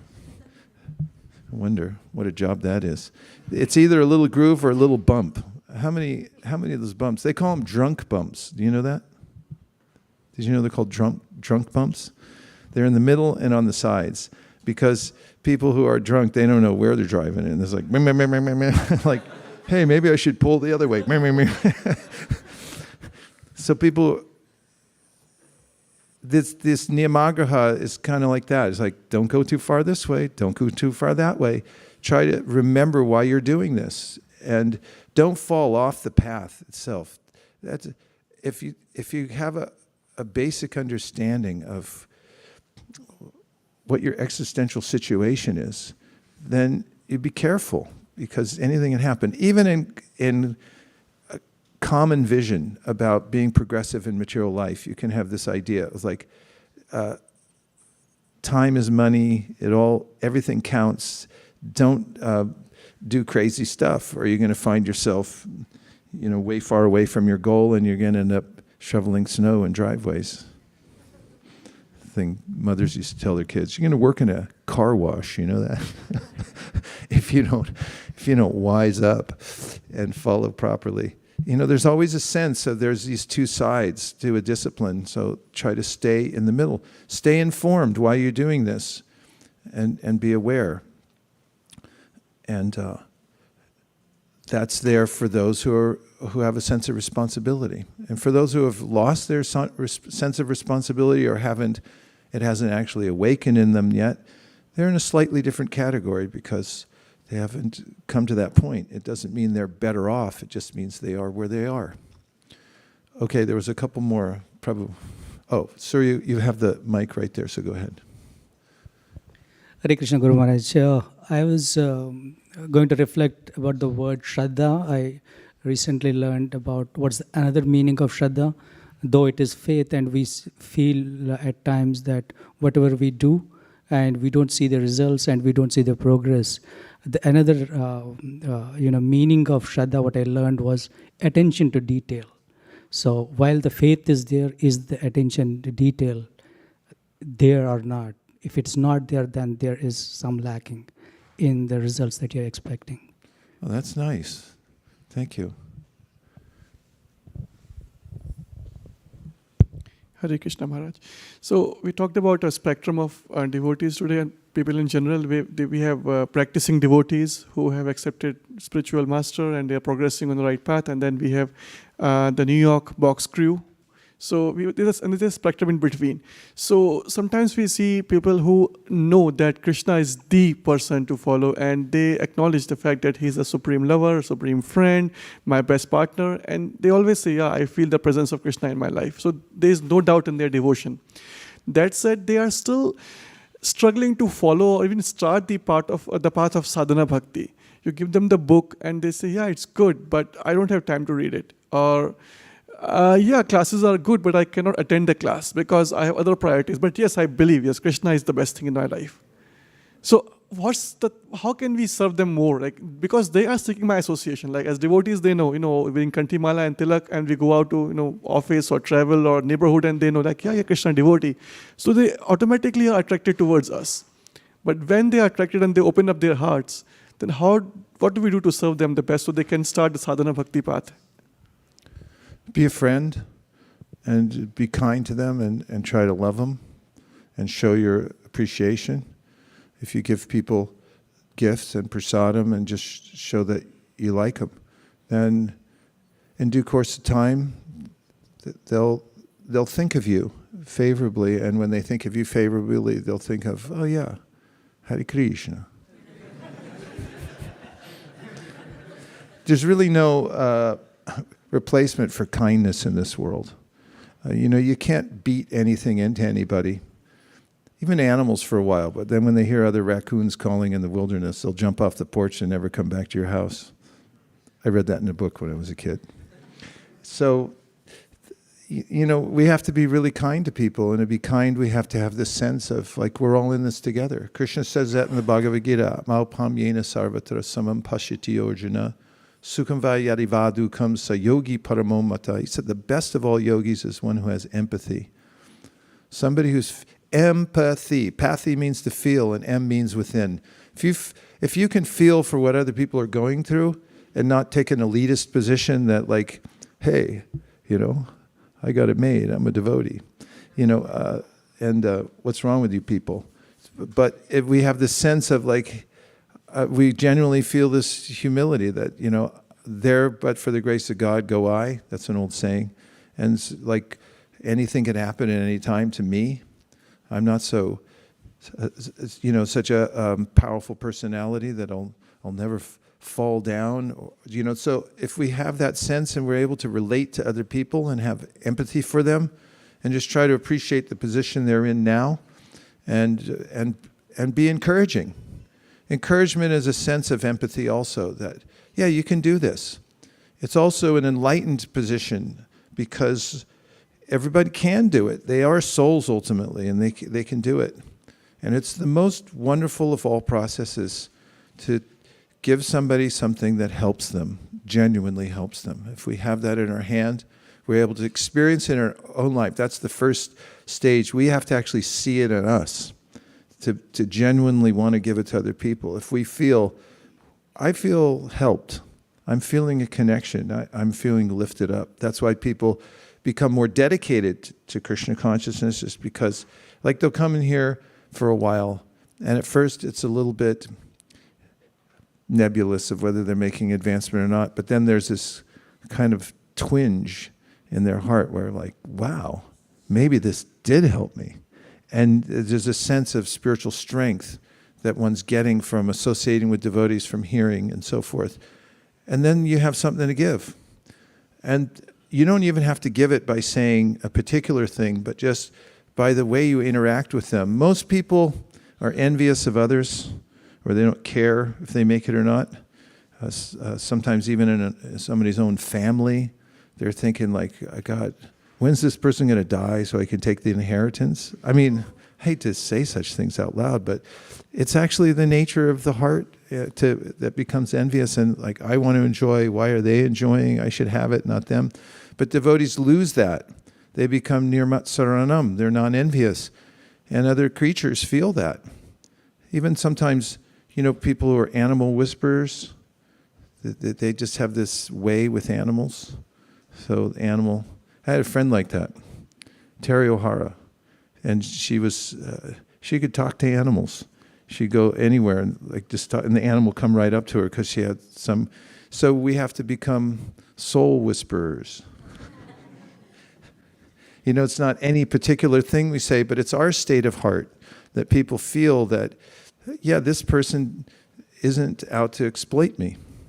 That, interestingly, is such a subtle element that, or I should say non-element, but it's such a subtle disposition that one has if one's making advancement in devotional service, that other people gravitate towards it. So, we should be kind. Krishna says in the Bhagavad Gita, be kind to all living entities. He said, one who is a friend to all living entities is very dear to me. So how do you become a friend to all living entities? Well, what verse am I thinking of? I'm sorry.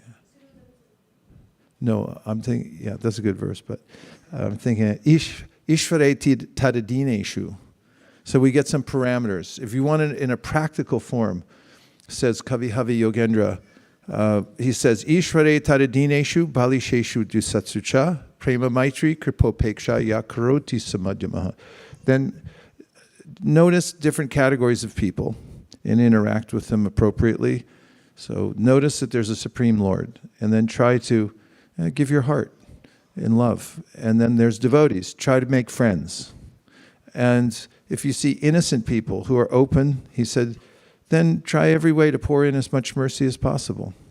And if you see people that are not into it, then leave them alone, because you're going to disturb them if you bring a stick and hey, come on. And then he said, but even the ones that you're upeksha, you stay away from them. He said, still, you should have a prayer in your heart. Like, Krishna, please give me the intelligence how to help this person. So there's no exact formula, but kindness always works. And thinking about how to give people, give generously to people, they'll notice it. Prabhu.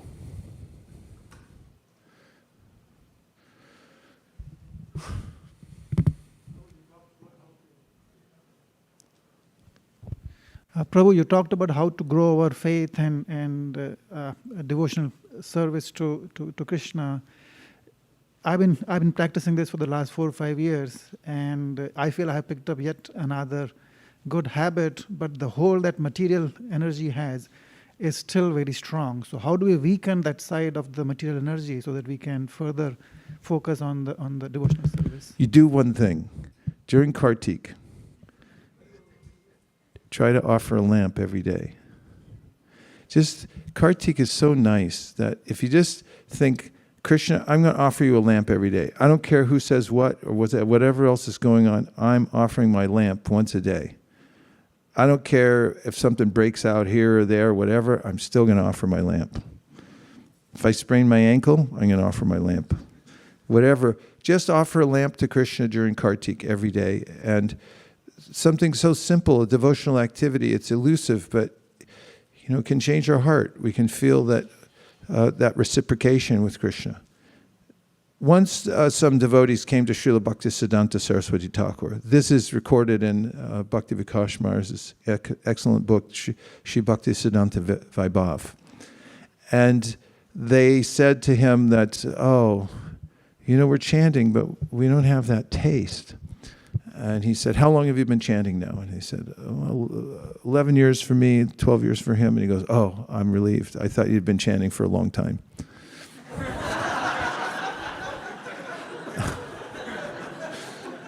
And once Charu told me this in 1970 in Australia. He asked Prabhupada, how long does it take for this taste for the holy name? He said, Prabhupada didn't answer for 1 minute. And then he said, 40 years. Which is not a glib answer. It's actually a considered answer that it takes time for a cake to bake. You can't speed it up. I've tried. No, actually I haven't. I've never baked a cake, but I have tried. Nirkula's here, so I had to be honest. You were going to bust me. I could hear footsteps coming. So, but I have cooked other things. And, in a passionate mood, it's like, yeah, I know it says half an hour, but I'm going to do it a little faster. Just turn it up. And there's always something wrong. There's a chemistry to cooking that, you have to give it time. How long does it take to make Italy? Overnight, I want it now. You have to let it ferment, and it has to, like, you want it fluffy or you want some hard thing. So if we want to really change, if we want to make the most of human life, we have to stay in it for the whole lifetime.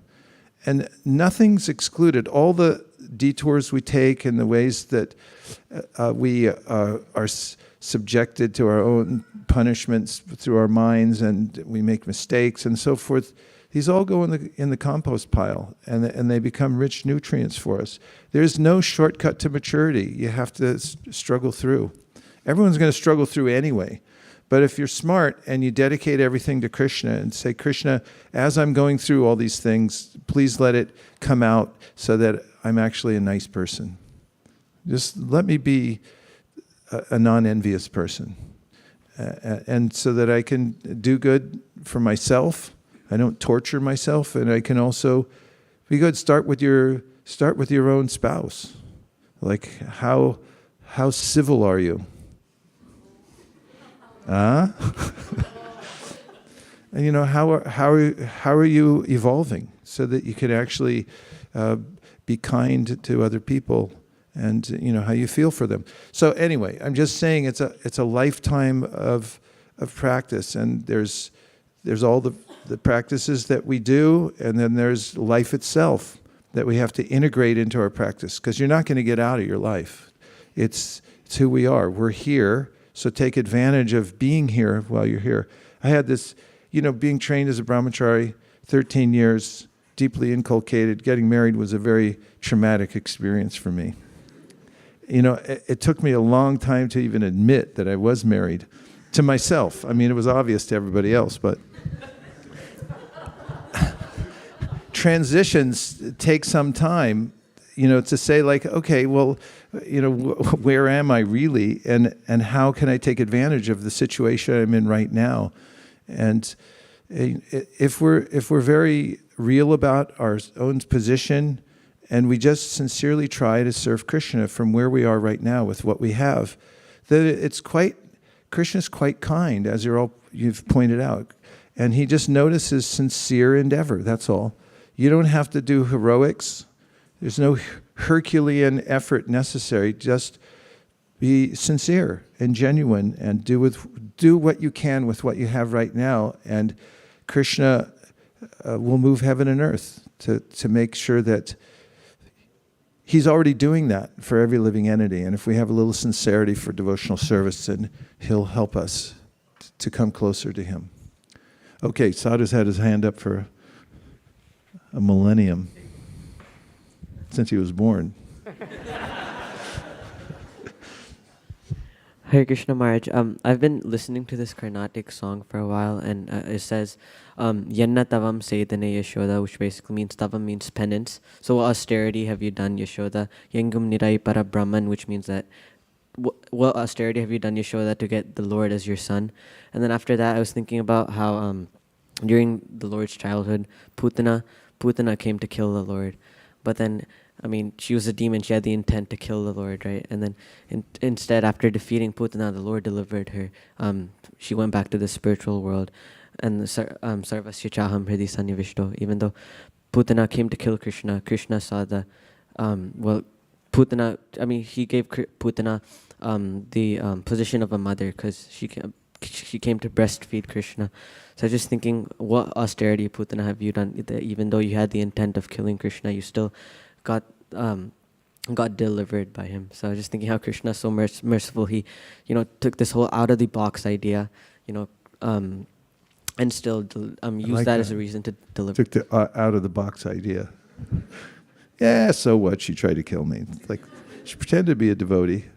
Yeah, it's an important point, and it's beautiful that you're learning these songs, and we can reflect on our own position. Look how fortunate Putana was. We didn't do any sadhana to get a human body. This is, it's an amazing gift given by material nature that's very rare. Because how are you going to do sadhana when you're an animal? If you're coming up to the human form of life, then you just like, okay, here you go, little fella, check it out. Doors open, you can go out if you like. And then from there, if we can realize our fortunate position and take advantage of it even a little bit, we'll make advancement. Okay, online. I can't see that far. Oh, Shankari Kaur. We get to say her new name. That's good. Okay. It's Hare a little Krishna, narrow Guru Maharaj. passageway where the gopis used to try to come through, and the cowherd boys would stop them and say, pay toll, pay toll. Okay, please go ahead. Hare Krishna, Guru Maharaj, please accept my humble obeisances, all glories to Srila Prabhupada. Guru Maharaj, I was just thinking that this verse is so reassuring.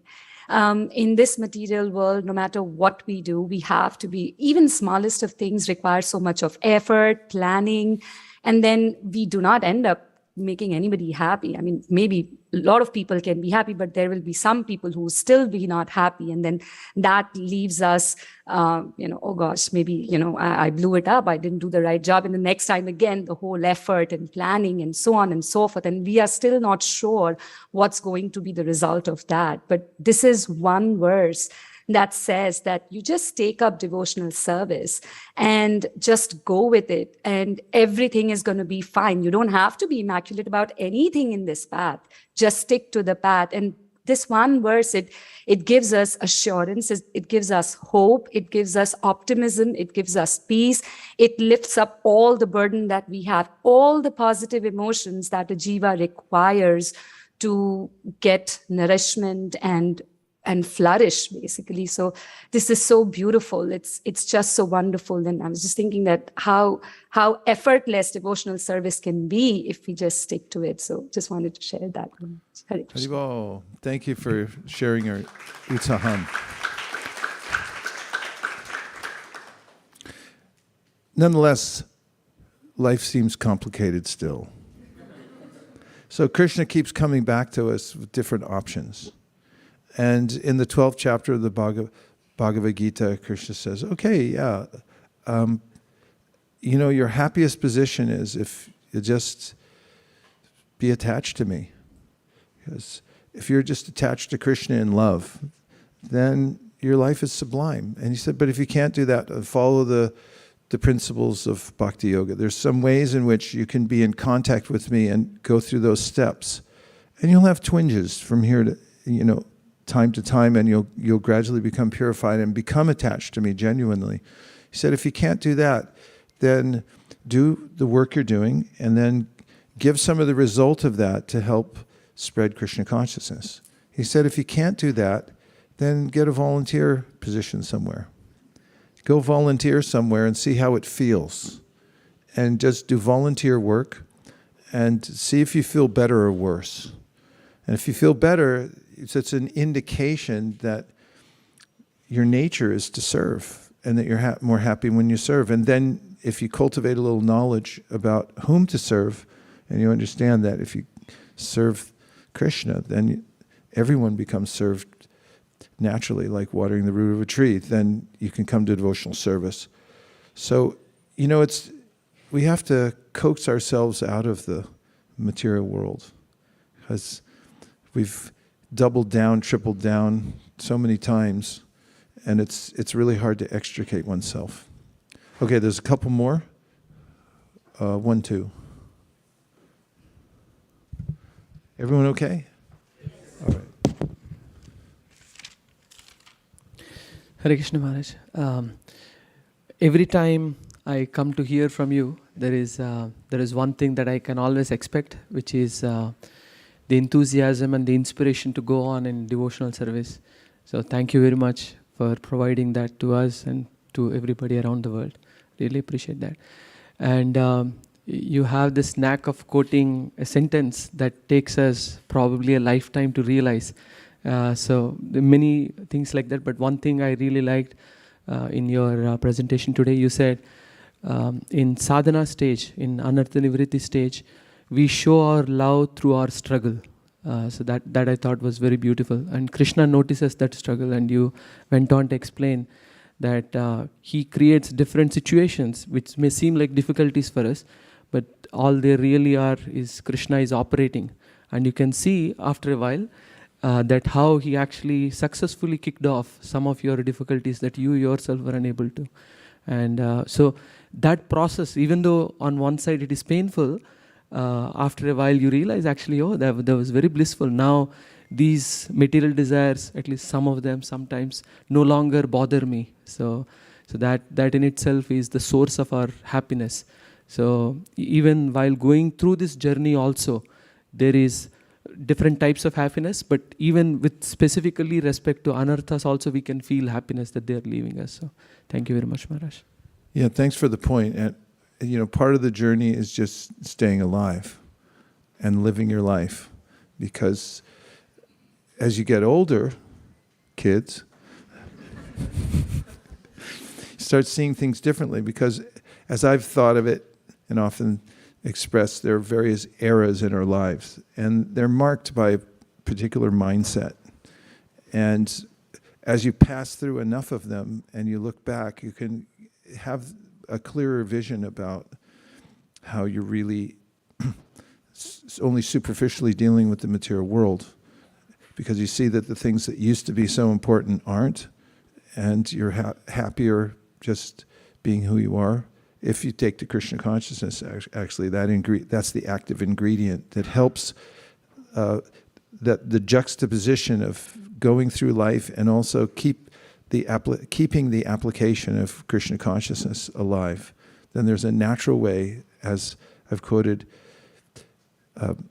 many times from the Sri Upanishad, that vidyam cha yas, tadvedo bayam saha, that side by side, avidyayam ratum tirtva, vidyayam ratum ashnute, side by side, then you can see more clearly your own position and what Krishna consciousness is.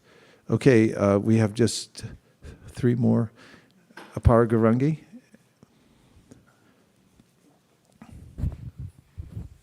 And then Radhakripa, all the way back. Yes. Thank you so much for the nice class. This question is by Tori. She raised her hand, but good.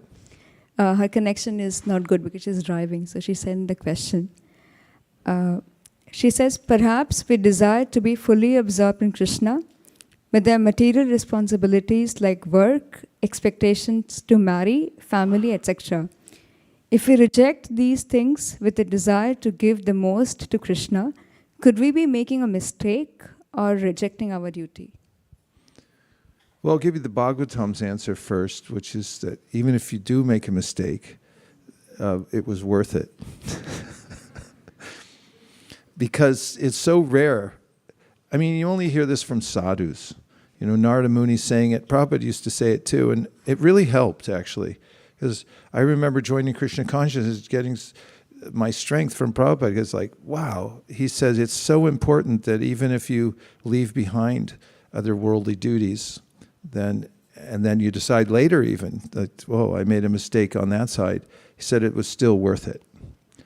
What I've found in my own life, I mean, I didn't invest that much in my youth, but I still have lived a completely full life. I mean, sometimes people say, how are you? And I have to take a minute to think of all the ways I'm fortunate. And it's all Krishna's mercy. I just spent time distributing books and being with devotees and investing in that mostly. And I've never lacked anything. So, on the other hand, it's reasonable to live a balanced life and find out, as the Bhagavatam says, kamasya nindriya pritir. Kama means you have some natural necessities in life. So take those and be sattvic and smart about it, to keep the things, math it up. If you're going to get a job, figure out why you're doing it. I mean, is it for money or for love of philosophy, or what are you doing? And be dedicated in a way that keeps you balanced in your normal condition of life, so that you feel strength. I mean, you have certain inclinations, like somebody likes to do marketing, or somebody likes to wants to be a pole vaulter. Okay, you can pole vault. But don't forget the main thing. As we were talking this morning, create your base. If all those things, the natural proclivities I have for being creative, exploring the world, are not based, if you don't have the base of Krishna consciousness, then everybody says, and I don't care which Shastra you go to, the Bible, the Koran, the Bhagavad Gita, everyone says, hey, you blew it. You really didn't get anything out of this. So form your spiritual base and make sure that's there. And then, of course, you have to go on with your life. There are various things you have to have. That's one of the messages of the Bhagavad Gita. Krishna tells Arjuna, who wants to walk away from the battlefield. After all, it's his job. You know, he signed up for it, and he was trained for it, and there's a lot of expectation on him to fight this war. And then he says, nah, I think I'll become a beggar. I'll take sannyas, Krishna. And Krishna says, no, you won't. And even if you do, you'll be back here in a week. So don't be artificial. And then he goes on to say, whatever kind of nature you have, you should engage it. Keep Krishna in the center, and then you'll be successful with it. But don't forget that part. Grihe tako bani tako. Yeah, some people say grihe tako bani tako. Doesn't matter if you're a grihastha or a sannyasi, right? But if you leave off the last line, then what difference does it make either way? That Shada Hari Boli Dako. The whole point is you can live anywhere, but make sure you keep the transcendental vibration going. Otherwise, it's for naught. And I won't say N-A-U-G-H-T. Nirkula told me not to say that. Okay, go ahead. Hare Krishna Maharaj. Thank you, Maharaj. In the today morning session, when you mentioned, I just want to give a reflection that when we try to control our senses, it's very difficult. So it's better to seek a help from Rishikesh, who is the master of senses.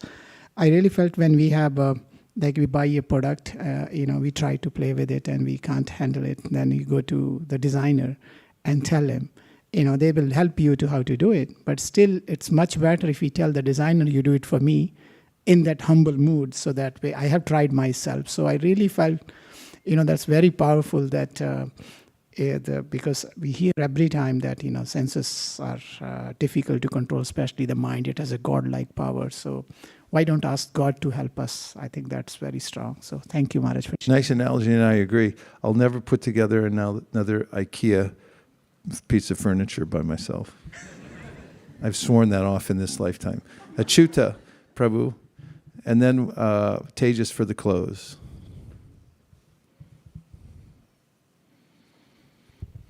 Hare Krishna Maharaj. Hare Krishna. Thank you so much for such a wonderful class. Thank you for the online opportunity. We can all hear online as well. And thank you for giving this class so that we are all equipped until you come back again. So my question is in extension to His Grace Yashoda Krupa Prabhu's question, that we find certain people who are appreciative of Krishna conscious. They are also favorable, but they are not ready. They cannot chant and all that. And then you gave the answer that be kind to them and show a lot of compassion. So as part of this, if we have a family who are a mix of these people, like some are taking very nicely chanting, and some are not yet chanting, or some are even like into meat eating in the same family. So if that is the case, can we use our resources in terms of monetary help to them to show the kindness? They're all the same family, and part of the family members will use it for Krishna conscious, and part of the family members will definitely use it to do it for other activities, like going with their friends and using these resources which we are giving in terms of kindness. So in such situations, how should we go about helping or showing kindness or giving some resources for them if we have a mixed audience in the same family? Just tell them don't use it for sinful activity. Because then you'll tell them you'll become implicated if they do that. And it also is ways, pseudo kindness. I'm doing something. There's different ways to be kind also. And I don't, the whole idea of being kind doesn't just mean to agree with everybody and say, good boy, kindness can also come in having some boundaries. If somebody's about to step off a roof and you come over and go, hey, whoa, excuse me, and what's the matter? It's like you're going to fall off the roof. Then, that kind of abrupt way of approaching them and telling them it's for their own good, that's another kind of kindness because they have to hear it. So it's a refined process. You have to be thoughtful about it, and every situation's different, and there's no harm. And if you're giving people resources, to request them to use it in a proper way, in my humble opinion. Okay, Tejas for the close. Thank you, Maharaj. Hare Krishna, Maharaj. So you were mentioning this idea of how Adav Shraddha is grounded in the verses from Bhagavatam, from Shrushrushro Shraddha Danasya to Bhidyate Hridaya Grantish. And so I had a question regarding actually that the final stage where it talks about prema, and so where it says Bhidyate Hridaya Grantish Chidyante Sarva Samshaya Kshiyante Chasya Karmani Drishtva Evatmanishware. So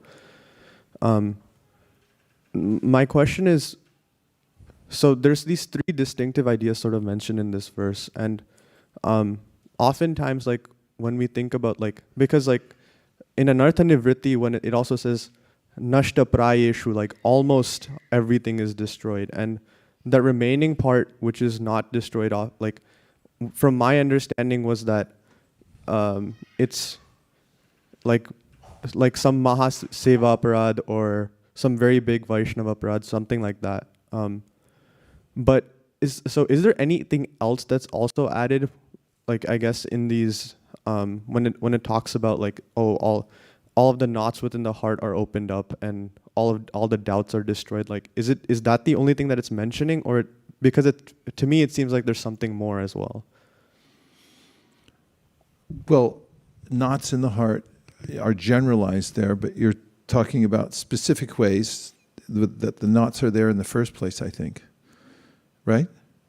And I think you already mentioned it in the process of asking the question that, as you know well, in the Madhurya Kadambini, Vishwanath Chakravarti Thakur mentions lingering effects of offenses, and that actually they linger, something's there all the way till you see Krishna face to face. So there is a sense, as long as you're in the material body, there's some opportunity for becoming affected. And also, even those who are liberated, the idea is that their prarabdha karma is finished also, but Krishna will maintain their prarabdha karma so that they can go on doing service. So there are different cases where somebody's maintained, it appears there in the material situation, but Krishna is actually maintaining it so that they can go on doing their service. And in other cases, there are lingering effects of various involvements with the material world or transgressions. And again, where they started or when they're going to end, a lot of it's really up to Krishna. The devotee depends on Krishna. It's the sense throughout the Bhagavad Gita and the Srimad Bhagavatam. It's like we may not be able to understand exactly how they started or when they're going to end, but the devotee depends on Krishna that at the right time they'll be exhausted. And goes on, tatenu kampam susimik shamano, just expecting Krishna's ultimate mercy. And whatever does come up, says, oh yeah, Krishna's helping me there. And even with anarthas, anarthas are very helpful actually. And I'll explain myself. When anarthas come up, you can see how persistent they may be. And I've always seen that as Krishna's mercy. Not always, but I came to a point where I realized how it was Krishna's mercy. Because I always have this sense, personality type, I think, that I can overcome anything. It's gotten me into trouble in various times in my life. And whatever it is, I'm going to beat this, I'm going to go beyond it. And then I saw with the Nartas, they're like, no, you're not. Not so fast. And one thing is, if they weren't so persistent, then I would just take it for granted and say, well, I'll just straddle the material world and the spiritual world. Best of both worlds. I'm okay here because it's no big deal. If I touch the material energy, then, I'll just get rid of it.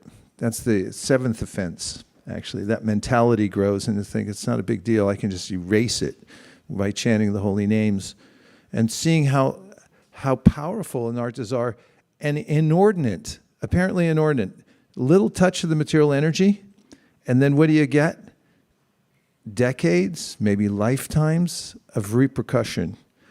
And so you become more sober and start thinking, I really don't want to dabble with the material world. So it's very helpful in that way. And the other way, that feeling that the anartas are so impassable that only Krishna can remove them. And so when we chant Hare Krishna, if we're very purposeful, we know and we admit that we have anartas, and then we say, Krishna, only you can take these out. After all, as the two policemen walking in Delhi said, and one said, we're policemen. We're going around here arresting thieves. Isn't it funny that our God is a thief? And the other one said, no, it's actually a good thing, because just as these people put up high walls and they lock them tight so thieves can't get in, she said, we also lock up our hearts. We want to keep our anartas because, hey, that's my anarta, that's my thing, what I do here in the material world. But Krishna's so expert, he can scale the walls and he can get in and take it away anyway. But in bhakti and in chanting, if we admit that the anarta's there and then tell Krishna truthfully, like, I'm so weak I can't even remove it myself. I don't even have the will. Maybe you can just leave the door unlocked a little bit. Say, Krishna, I'm going to close my eyes. I left the door open, and if you don't mind, please come in and take the anarta away from me, some way or another. So our interaction with these desires that are implanted in the heart that we recognize as not being our ideal, and then our dependence on Krishna to remove them is the process of anarta nivritti. And it's a necessary process for us to develop our relationship with Krishna, because then we start to see who's the one doing it. Who's the one actually removing my anartas? I'm not all powerful. I can't just be like Hiranyakashipu. His thing was, by austerities, I'm going to control my senses. And when he saw Prahlad, his little son, how come you're better at me than controlling my senses? I spent all the time. I got all my degrees. I got all my thing. I spent years standing on one foot. And why are you more advanced than me in controlling the senses? It's because Krishna was helping Prahlad. And Hiranyakashipu couldn't do it himself. Nobody can. So we're leaving for... I'm leaving. Anyway, tomorrow Nirkula is going to join me in the Dham in about 10 days hence. And we'll stop over in New Jersey, Newark Airport, hopefully make it to Delhi. I'm going to our friend's house, Radhesham Prabhu, who lives there. Nicest Vaishnavas you'll ever want to meet. And then I'm meeting Damodar Vamsidhari in Delhi. And Nikunja is picking us up there and driving us both to Vrindavan. Hopefully we'll be there on the 5th. Next day will be Kadashi, so we'll wake up on a Kadashi morning there. And maybe be in Vrindavan for a day or two, and then take a tuk-tuk. No, I'm not going to take a tuk-tuk, but I wanted to say that because take a Innova or something like that over to Govardhan Hill and get set. Yeah. We'll go over to Govardhan. you know, we get there, and what it'll be like is, I think, there's a gate around the building, and the taxi will honk, taxi driver, and the chokidars, we know them all because we've been with them for the last 20 years. They'll come running out, really smiley. We'll drive in, and Sid Krishna Maharaj will be there, and it'll be like a homecoming. Get all unloaded. Everyone has their rooms already set up. Devavrata Prabhu and Gopal Champu Prabhu worked on assigning everyone a spot, get everything in place, and then we'll have a hearing and chanting session that'll start as soon as possible, where we'll do 2.5 hours in the morning, 2.5 hours after lunch of hearing, and we decided we're going to read the Adi Lila Chaitanya Charitamrita all the way through during that time. And, you know, I'm just thinking out loud. So please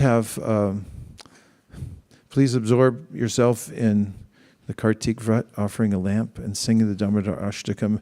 It's the most important time of the year to just remember how fortunate we are to be in devotional service. And speaking of good fortune, first of all, I want to welcome Ekachakra Pran, who's moved here to the Bay Area.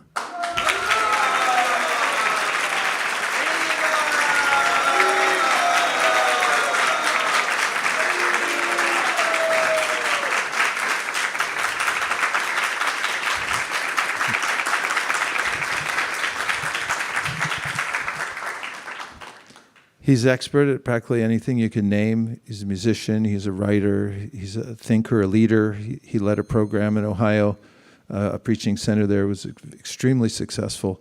But he wanted to come out here, and we're really grateful that you're here, and so happy. And if that wasn't enough, we got Rasa Sindhu Prabhu and Rukmini Chandrika, who have moved here just yesterday and are now official members of ISV, so let's please welcome them.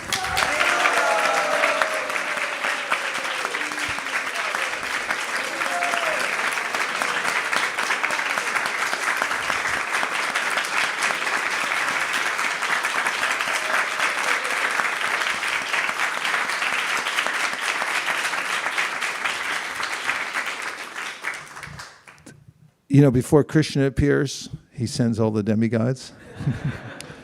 And so for us to get to the next level here at ISV, you know, Krishna's sending in the devotees necessary to bring us to the next level. All of us working together, creating the atmosphere we have of cooperative devotional service. It's an attractive platform for those who want to see Krishna consciousness flourish, come to the next level. And here at Silicon Valley, we have the best palette in the world, guaranteed. There's no more ripe or opportune place for us to expand Krishna consciousness and show an example to the world of how to live in the world and be joyfully engaged in Krishna service, so everybody can do it from whatever position they're in. So we'll take this opportunity over the next few years to continue to expand here and in creative and very beautiful ways. And now we're going to have announcements, brief announcements for the Bhakti community and then our book distribution.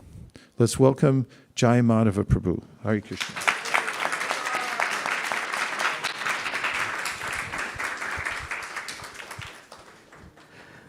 Hare Krishna. As you, most of you very well know, there is a concept called elevator pitch, which you are supposed to always have it ready with you. So you never know when you might, in an elevator, get along with your CEO. Maybe you are there, or maybe some seasoned leader. And by the time the elevator finishes, maybe in 30 seconds, what would you tell to him about you so that you get your next opportunity? So if you may allow, I wanted to practice my elevator pitch here. I'm still practicing, but will benefit if that's okay with you. So we have this new Bhakti community brochure which has come, so I'll use this as my guide or help in my elevator pitch. So Bhakti community is a community of spiritual seekers who practice Bhakti Yoga, the yoga of love and gratitude that leads to happy and fulfilling life. We believe we are spark of consciousness that is eternal, full of knowledge and bliss. But because we identify ourselves with our bodies, we seek our happiness outside instead of inside, and we lose touch with our true nature. Bhakti Yoga is a way of uncovering our inner happiness. That way we can be true to our nature and be happy.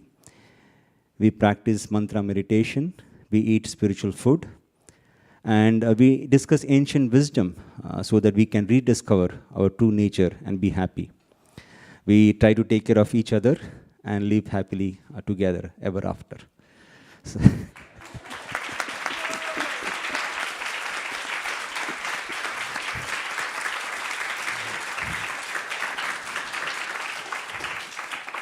So that's my attempt about my elevator pitch. So this brochure is available. We have packs and packs in the book room. Please do reach out to Venudhari Prabhu. And whenever you go out for book distribution, please use this as a conversation starter. You know, it's a nice way to, because people who we are meeting, they are all CEOs. They are all super special people that we are meeting. So in 30 seconds, how can we grab their attention so that they want to know more? And then there are lots of topics here like karma, reincarnation, yoga, meditation, lots of topics which are of interest to them. So depending on what interests them, we can then take, if we get their attention, we can actually start having conversation in detail with them. So that was a quick elevator pitch. Thank you for the opportunity. Hare Krishna.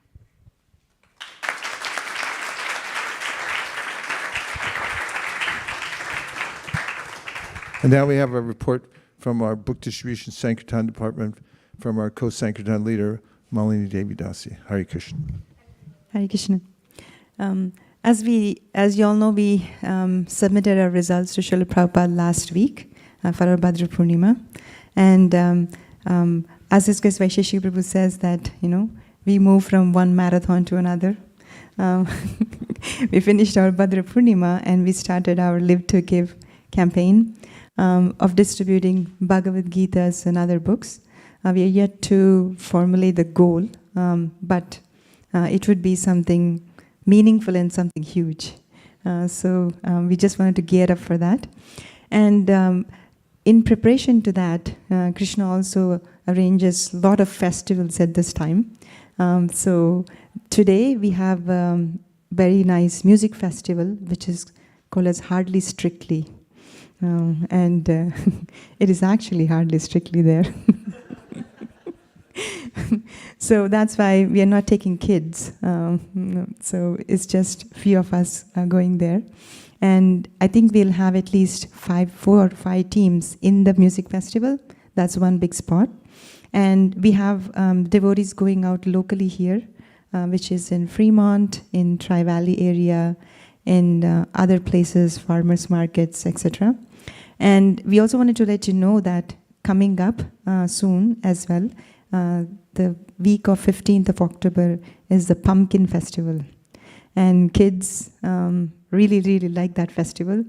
So if you want to join, we want to prepare ahead of time so that we wanted to strategically place our team, so not everybody at one spot. So kids team definitely is going to cover the Pumpkin Festival. So if you want to sign up, you can see Kameshwari.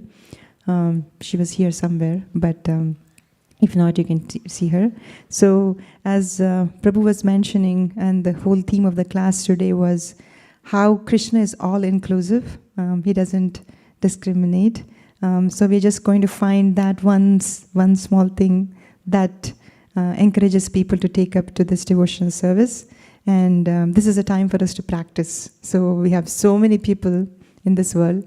You can just try one at a time. So please join us in one of these spots. Thank you very much. Hare Krishna.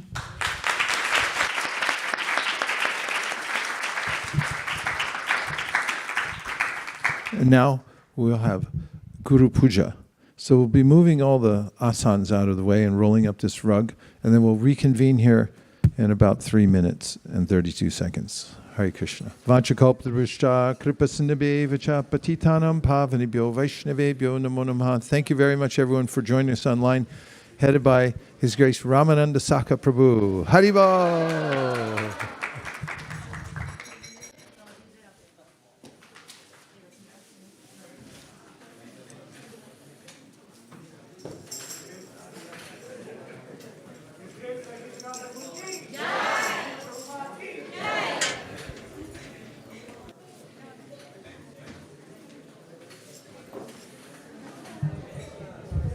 Hare Krishna.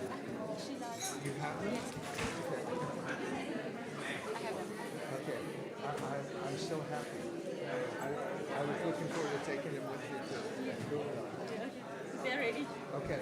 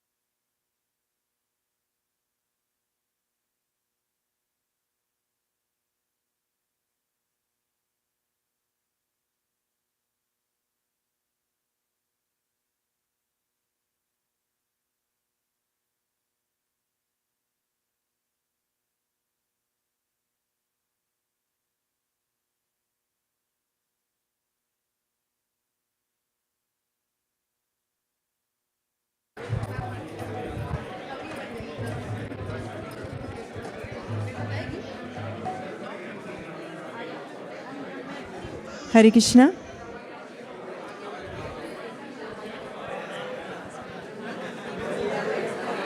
Just say, if you can hear me, raise your hand. If you can hear me. Hare Krishna. If you can hear me, raise your hand. If you can hear me, raise your hand. Malini has one more announcement. Thank you. Hare Krishna.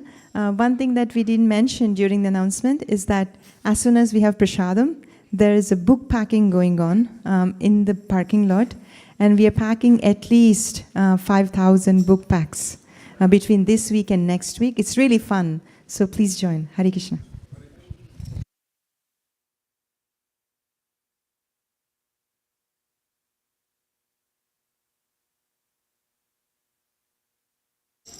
Thank you.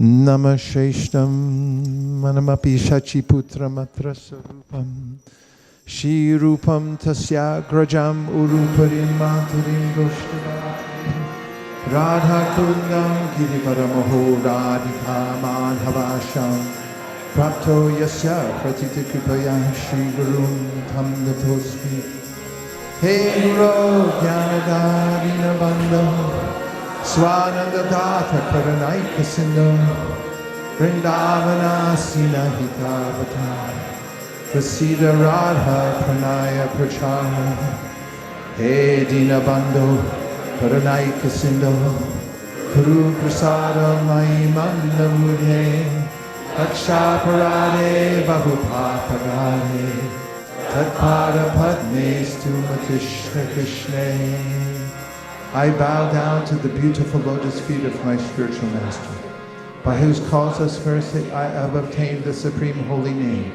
the divine mantra, the service of the son of Shachimata, the association of Srila Swarup Damodar, Rupa Goswami and his older brother Sanatana Goswami, the supreme abode of Mathura, the blissful abode of Vrindavan, the divine Radha Kund and Govardhan Hill, and the desire within my heart for the loving service of Shri Radhika and Madhava in Vrindavan.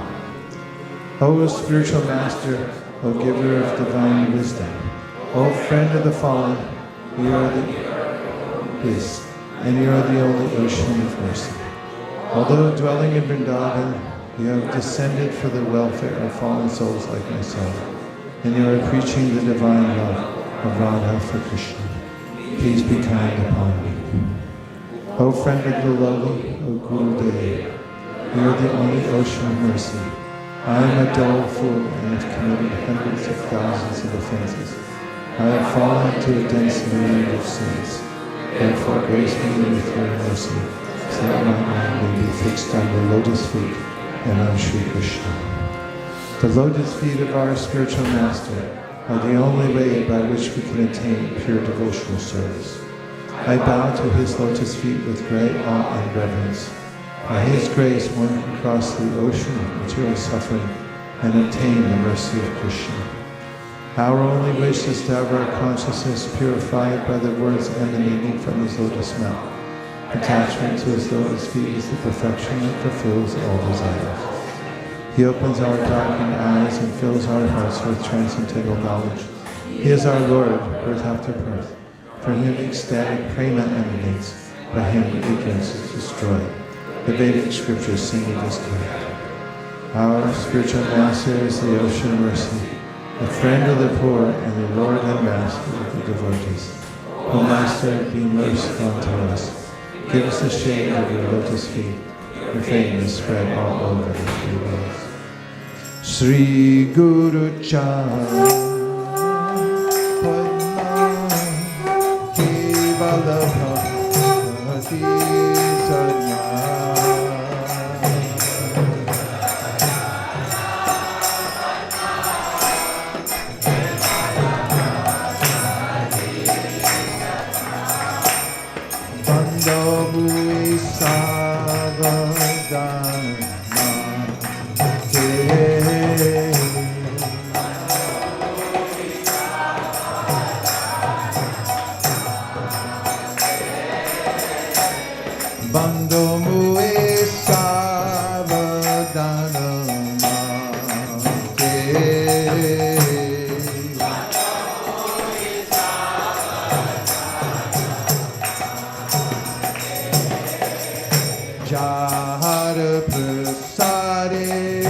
Bai Bhavato Riyaja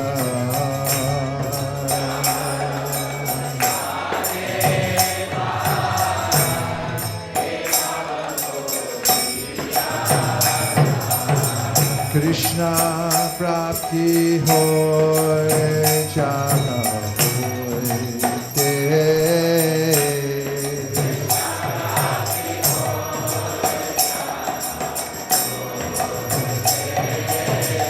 Krishna Prapti Hoy Jana Hoy Te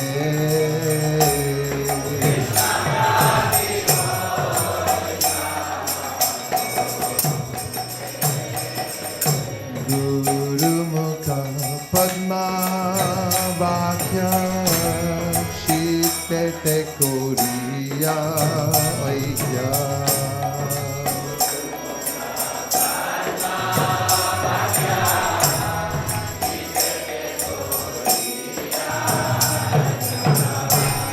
Guru Mukha Padma Vakya Shitete Koriya Aikya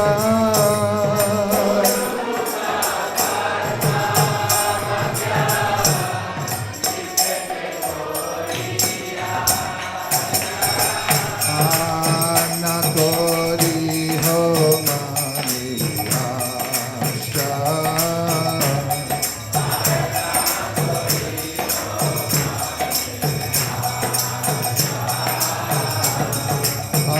Anakori Ho Mani Asha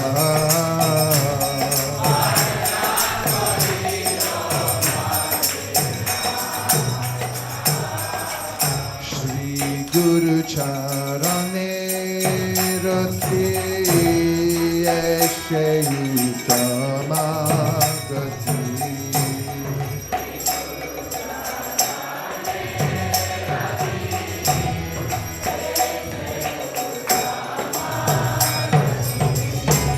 Shri Guru Charane Rati Eshe Utamagati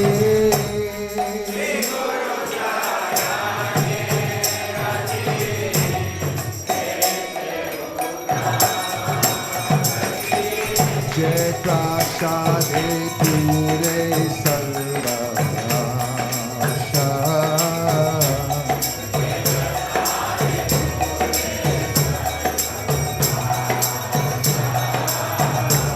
Jai Prasade Pure Sarvasha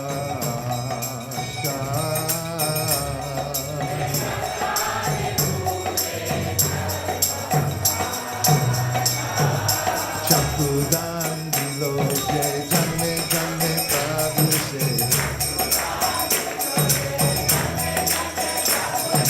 Divya Gyan Hriday Prokashito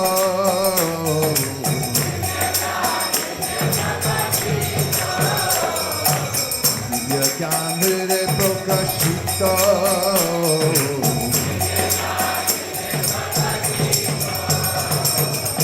Prema Bhakti Jaha Hote Abhija Vinasa Jate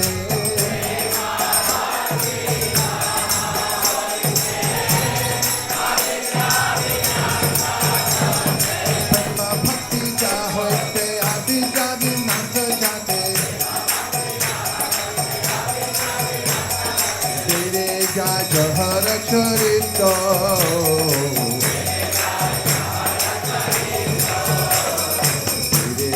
Jahara Charito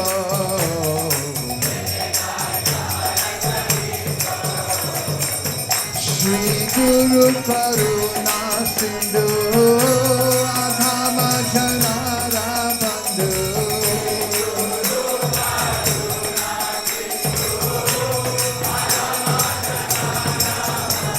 Shri Guru Karuna Sindhu Adhama Janara Bandhu Lokanath Lokera Jivana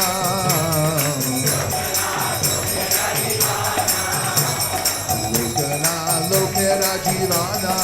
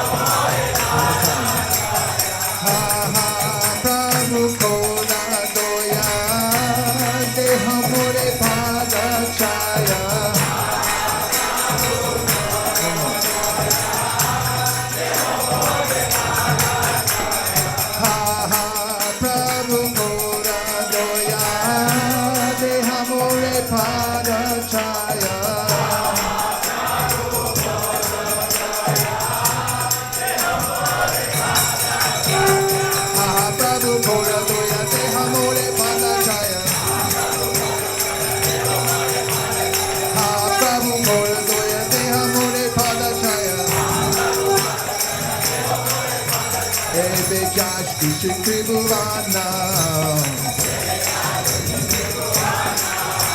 Rebe Josh Krishna Tribhuvana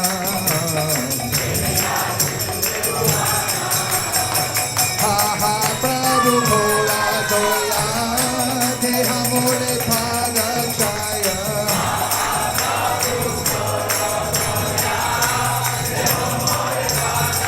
Jaya Prabhupada, Prabhupada, Prabhupada, Jaya Prabhupada.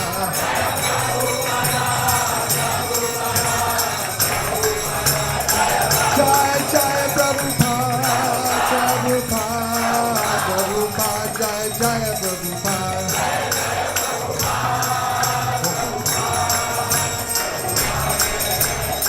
Jaya Jaya Prabhupada, Prabhupada, Prabhupada, Prabhupada.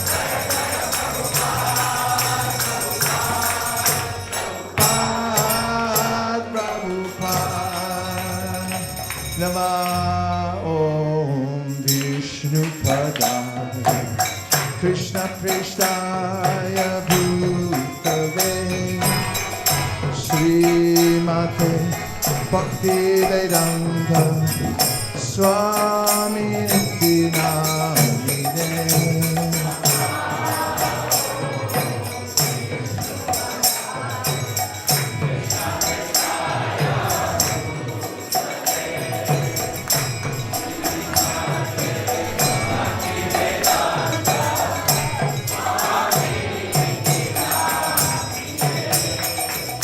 Namaste Saraswate Deve Gauravani Pracharine Nirvishesha Shunyavadi Paschatya Rishatarine.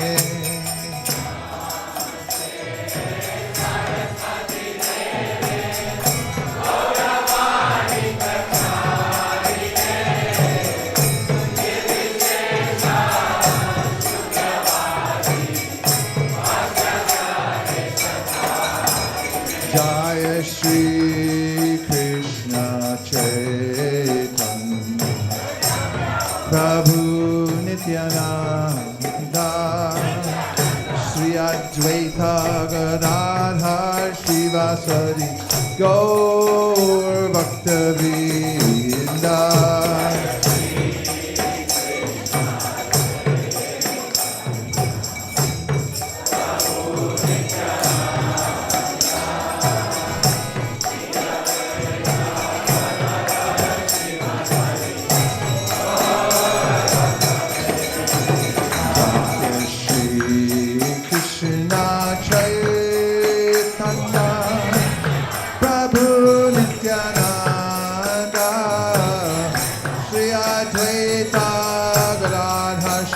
Sari Gaur Bhakta Vrinda.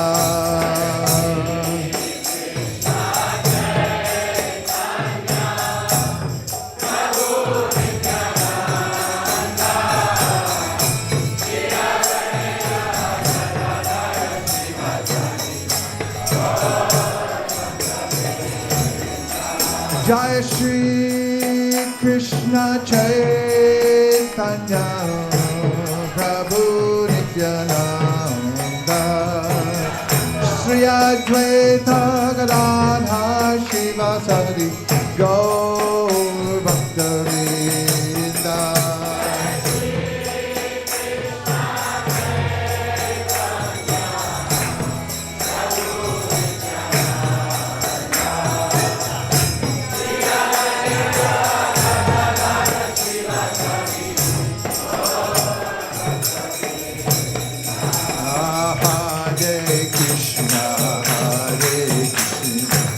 Krishna Krishna Hare Hare Hare Rama Hare Rama Rama Rama Hare Hare.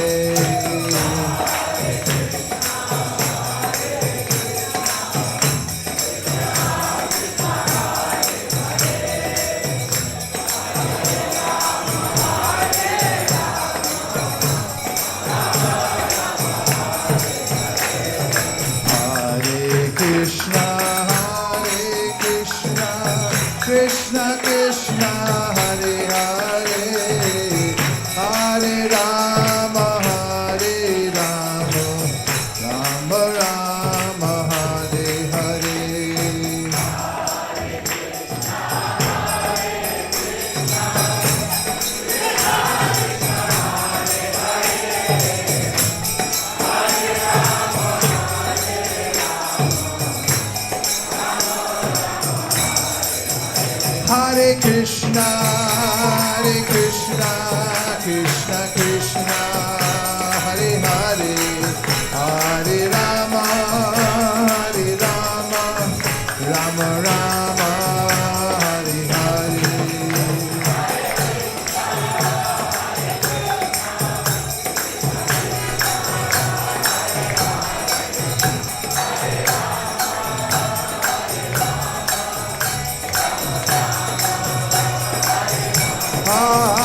Hare Krishna,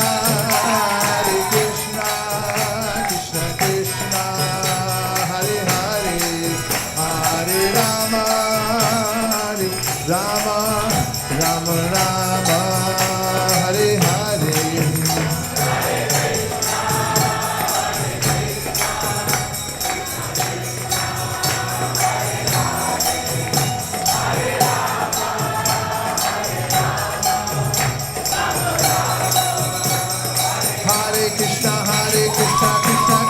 Hare Hare, Hare Rama, Rama Rama, Hare Hare.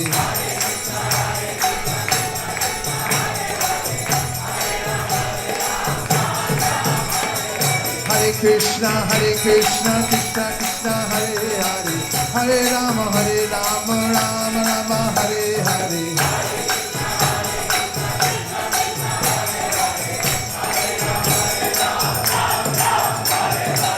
Hare Krishna,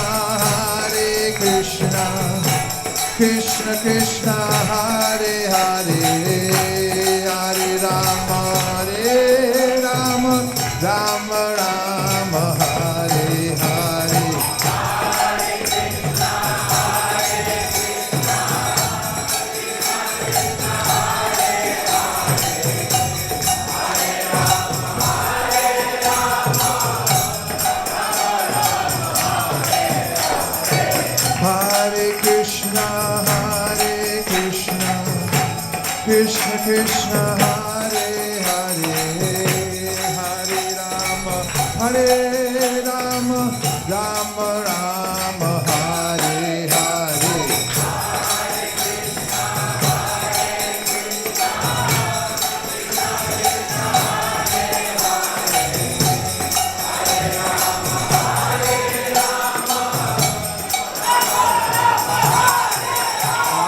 Hare Krishna, Krishna Krishna, Hare Hare, Hare Rama, Rama Rama, Hare Hare.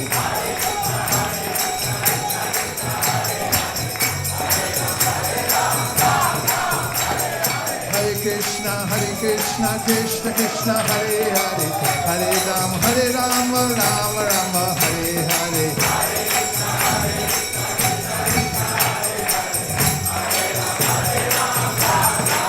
Bhajare,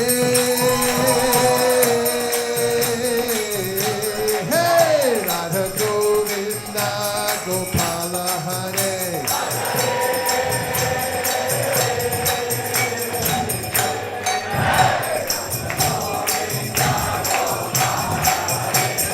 Radhe Govinda, Radhe Govinda,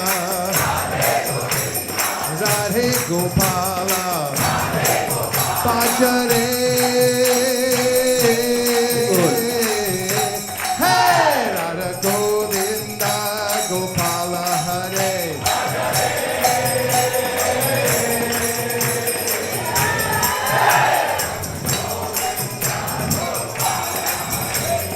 Radhe Govinda,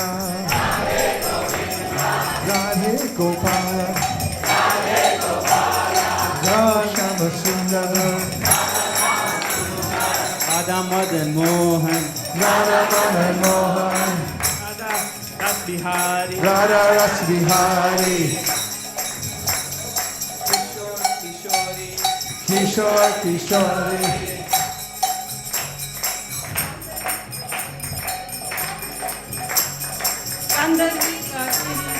Gandharvika Giri Hari, Radha Vrindavan Chandra, Radha Gopinath, Radha Gopinatha, Radha Giridhari, Radha Giridhari, Radha Madan Mohan, Kishore Kishore, Bihari.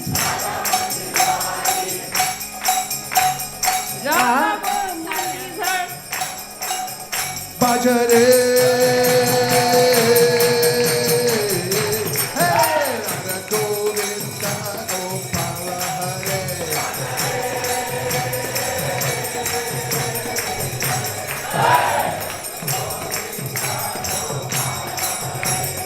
I say Shri Bhagavan ko mere parambara pranam hai. I say Shri mere parambara.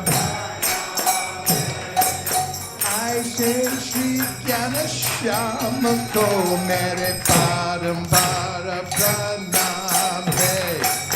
I say Shri Jnana Shyama ko mere parambara pranam hai.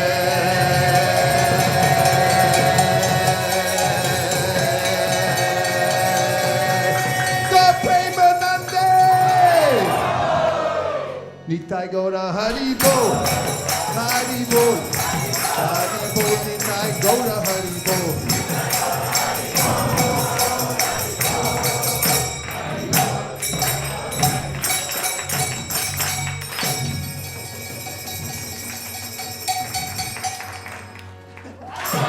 Jai Om Vishnupad Paramahamsa Parivraj Gacharya Stotra Shishiman Apai Charana Ravinda Bhaktivedanta Swami Maharaj Srila Prabhupada Ki Jai. Jai Om Vishnupad Paramahamsa Parivraj Gacharya Stotra Shishiman Srila Bhakti Siddhanta Saraswati Goswami Maharaj Ki Jai. Ananta Kodi Vaishnavini Ki Jai. Namacharya Srila Haridas Thakur Ki Jai. Prem Zagaho Shri Krishna Chaitanya Prabhu Nityananda Sri Advaita Gadadhara Shivasari Gaur Bhaktivinoda Ki Jai. Sri Sri Radha Krishna Gopinath Shamakund Radhakund Giri Govardhan Ki Jai. Sri Vrindavan Ki Jai. Sri Mayapur Navadvip Ki Jai. Sri Jagannath Puri Dham Ki Jai. Tulsi Devi Bhakti Devi Ki Jai. Jamuna Devi Ganga Devi Ki Jai. Sambeta Bhaktivinoda Ki Jai. All glories to the assembled devotees. All glories to the assembled devotees. All glories to the assembled devotees. Gaur Premanandi Haribol.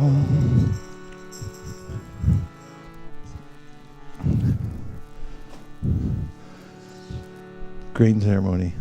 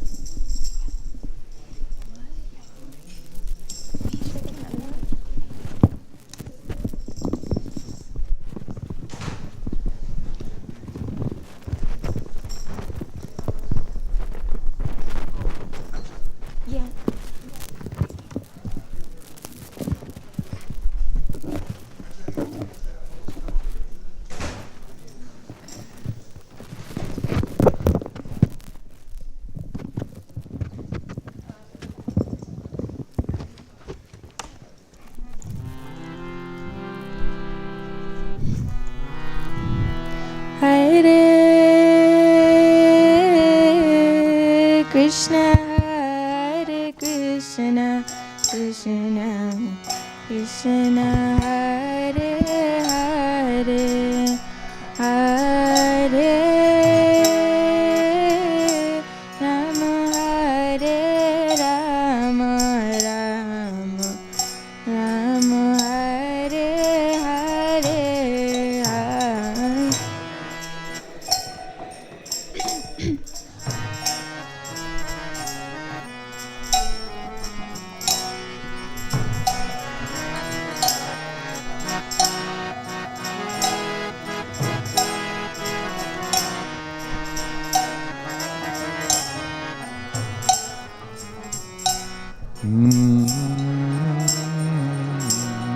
So we've begun our ceremony with the chanting of the holy name of the Lord, which is the main samskar for the age of Kali. The ways of chanting are very deep and they penetrate the soul, cleanse the heart.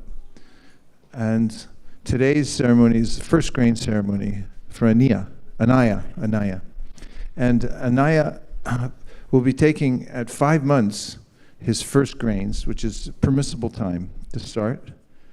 And the system of Krishna consciousness, the whole culture, is to connect every aspect of life consciously to Krishna. So before birth, at conception time, there's a process through which the child is brought into the world. When the child's born, he's greeted with the chanting of the holy names. And at the first opportunity to have grains, which is quite natural development, then we give Mahaprasadam. Not only that, we remember Krishna, which is what we're all doing here today. And these connections to Krishna at every meaningful interval of a child's life then brings this awareness of Krishna, that Krishna's, I'm a spiritual spark, a part of Krishna, and the child grows up with this sense of devotion. So to remember our exact connection to Krishna through the grains, Anaya, Prabhu, we're going to chant together the very auspicious chapter of Bhagavad Gita 15, Purushottam Yoga. And in it, there's the verse, Aham Vaishvanaro Bhutva, that Krishna says, I am the fire of digestion within the stomach. How kind is Krishna to be there as digestion within the stomach, to take the foodstuffs and distribute them to all the different parts of the body. It's not happening by chance or automatically, but Krishna is orchestrating all this. So let's do this together. And Anaya, if you can chant along, fine. If not, please just listen.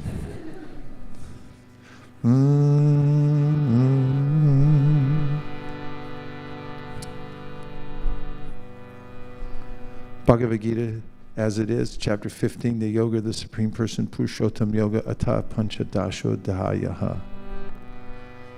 Sri Bhagavanu Vacha, Urdva Mulam Madashakam, Ashvatam Prahur Avyayam, Chandamsi Yasya Parnani, Yastam Veda Saveda Vid, Adash Chordvam Prashritastasya Shaka, Guna Pravrada Vishaya Pravala, Adashcha Mulan Anusantatani, Karmanubandhini Manusha Loke, Narupamasyeha Tatopalabhyate, Nanto Nachari Nacha Sampratishta, Ashvatamenam Suvarudha Mulam, Asanga Shastrena Gritena Chitva, Tatakpadam Tak Parimargitavyam, Yasmin Gatana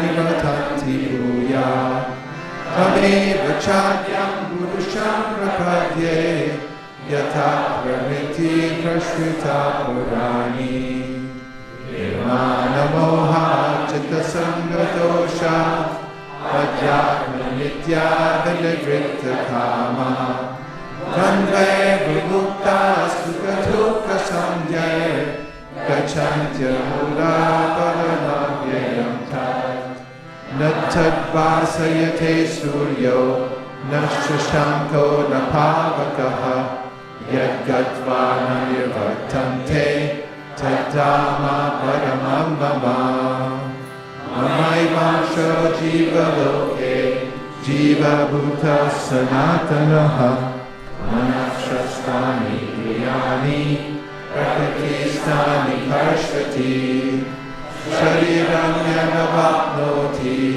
Yashchapyukramatishvara, Grihvaitani Samyati, Vayuragandani Vashraya, Shodram Chakshu Sparshanam Cha, Rasanam Rahanam Evacha, adhishtaya manaschayam vishayanupasevate ukramantam stitam vapi ujjanam vagunanvitam vimudhamana Pashyanti jnana chakshushaha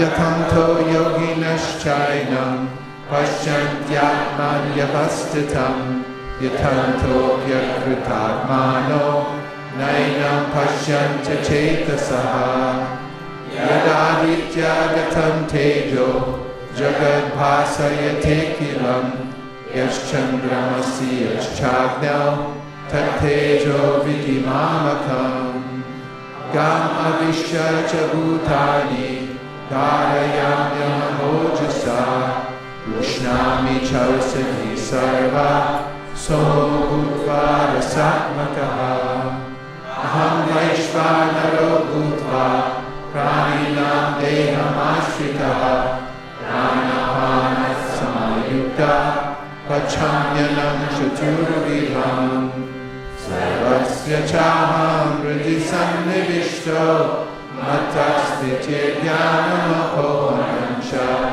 Vedaisya sarve ahameva vedyo Vedanta kriveda vedeva chaham Ravima purusha loke Sharaschakshara eva cha Shara sarvani bhutani Bhutasto shara uchyate Uttama purushastvanya Paramatme utarita Yolokatrayam avishya Vibhartavya ishvara Yasmacharam atitoham Akshadara ichotamaha Atosmi loke vedecha Katita Purushottama Yo Mamevam Asambhuto Janati Purushottamam Sasarvavid Bhajatimam Sarvabhavena Bharata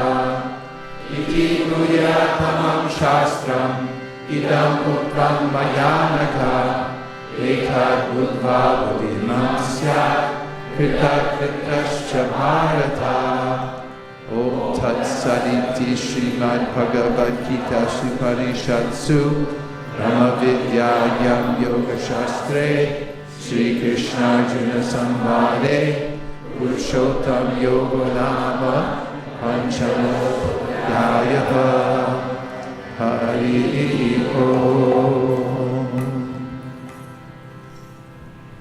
And now we'll have some chanting of the Maha Mantra. Well, we give Anaya Prabhu his first grains.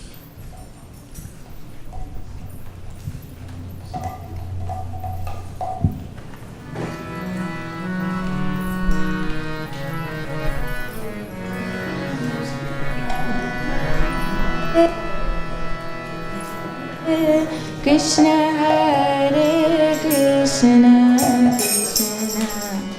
Krishna Krishna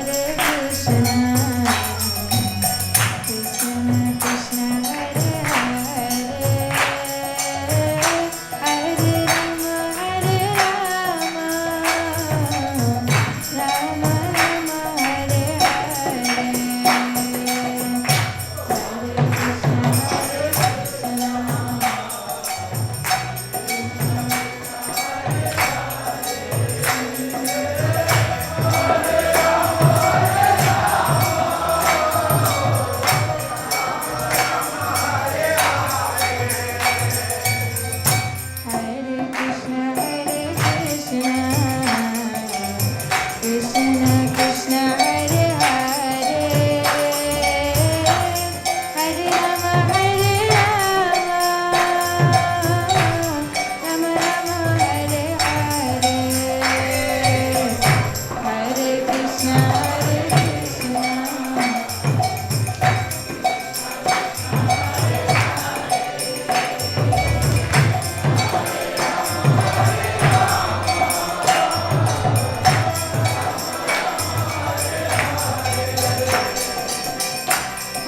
Krishna Krishna Krishna Hare Hare Hare Rama Rama Rama Hare Hare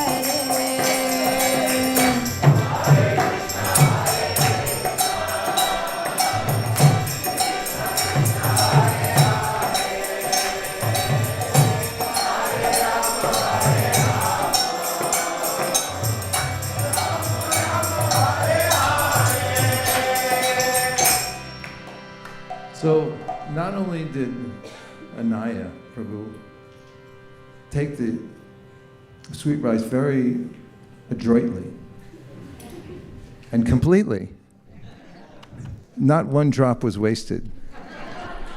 But I also must say that he's also a very good dresser and extremely cooperative. He didn't mind being passed around. So these are future indications of his mood in life, of being mindful of all of Krishna's resources and using them properly in his service, of cooperating with the Vaishnavas to help spread the Krishna consciousness movement, and doing it with panache. Good, great style. And now for the most scientific part of our ceremony. And that is, on the right side, we have Krishna book, we have the Srimad Bhagavatam and the Bhagavad Gita lined up. And on the left side, we have valuable jewelry, a huge stack of cash. And now we're going to ask you, Anaya Prabhu, to come close, very close, considering 5 months, to notice what's before you and grab as you wish, because we're going to make a fuss over it. He's considering Bhagavatam, very indicative. Please notice that he's waved for the Bhagavatam. Move it a look again.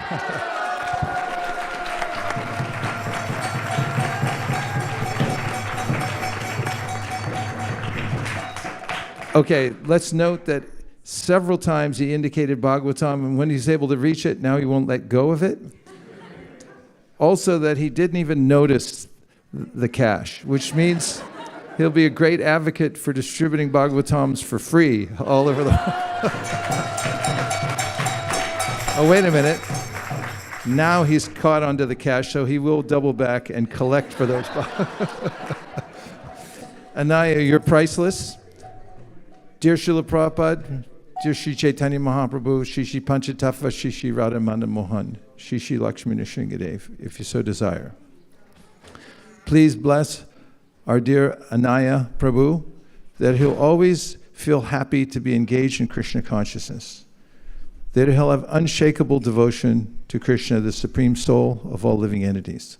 He'll have intimate friendships with the great Vaishnavas all over the world, and he'll have compassion for all living beings.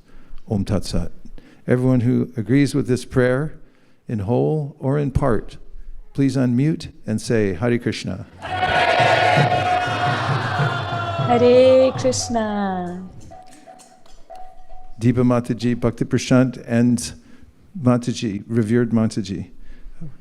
We declare this ceremony a complete success. Hare Krishna. Panchakalpadurusha kripa sindhabevacha patitanam pavanibhyo vaishnavebhyo namo namaha antakoti vaishnaviniki jai go premanande hari hari bo. Nitai Gauda Haribo, Haribo, Haribo, Nitai Gauda Haribo,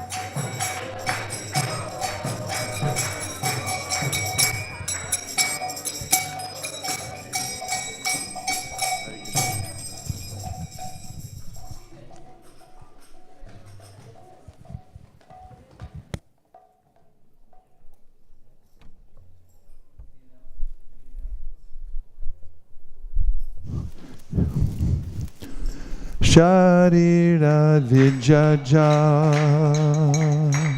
Jodendriya Tahika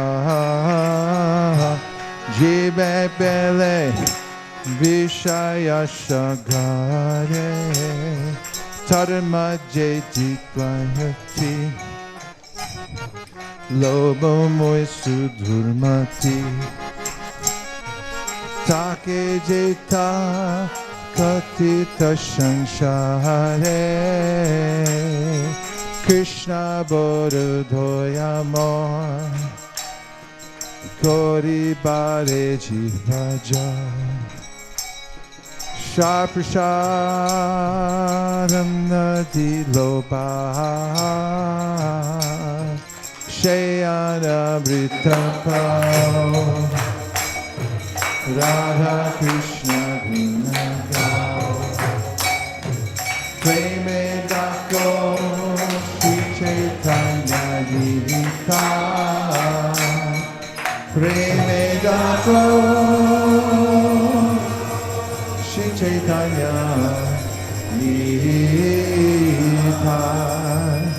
Mahaprasade Govinde Brahmani Vaishnava Punya Batam Rajan Krishna Soya Vijayate Prasadi Sarvadhikanam Bhagirato Pajayate Pasana Cheta Soya Shuru Paya Pachite Tayopa Vita Shakanda Vasulankara Chachitaha Utista Bodhino Dasa Kavamayam Jai Mahi Bhagavat Shri Mahaprasadaki Gaur Premanande Nitai Gaura Hari Bol, Hari Bol, Hari Bol, Nitai Gaura Hari Bol.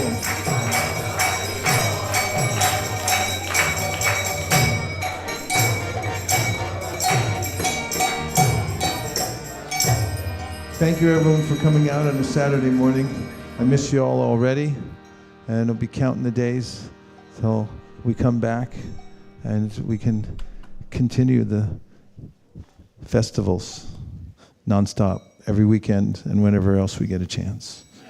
Okay? Please come take prasadam. Vanchakopdrivishcha kripasindave vichapatitanam pavanibhyo vaishnavebhyo namo namah.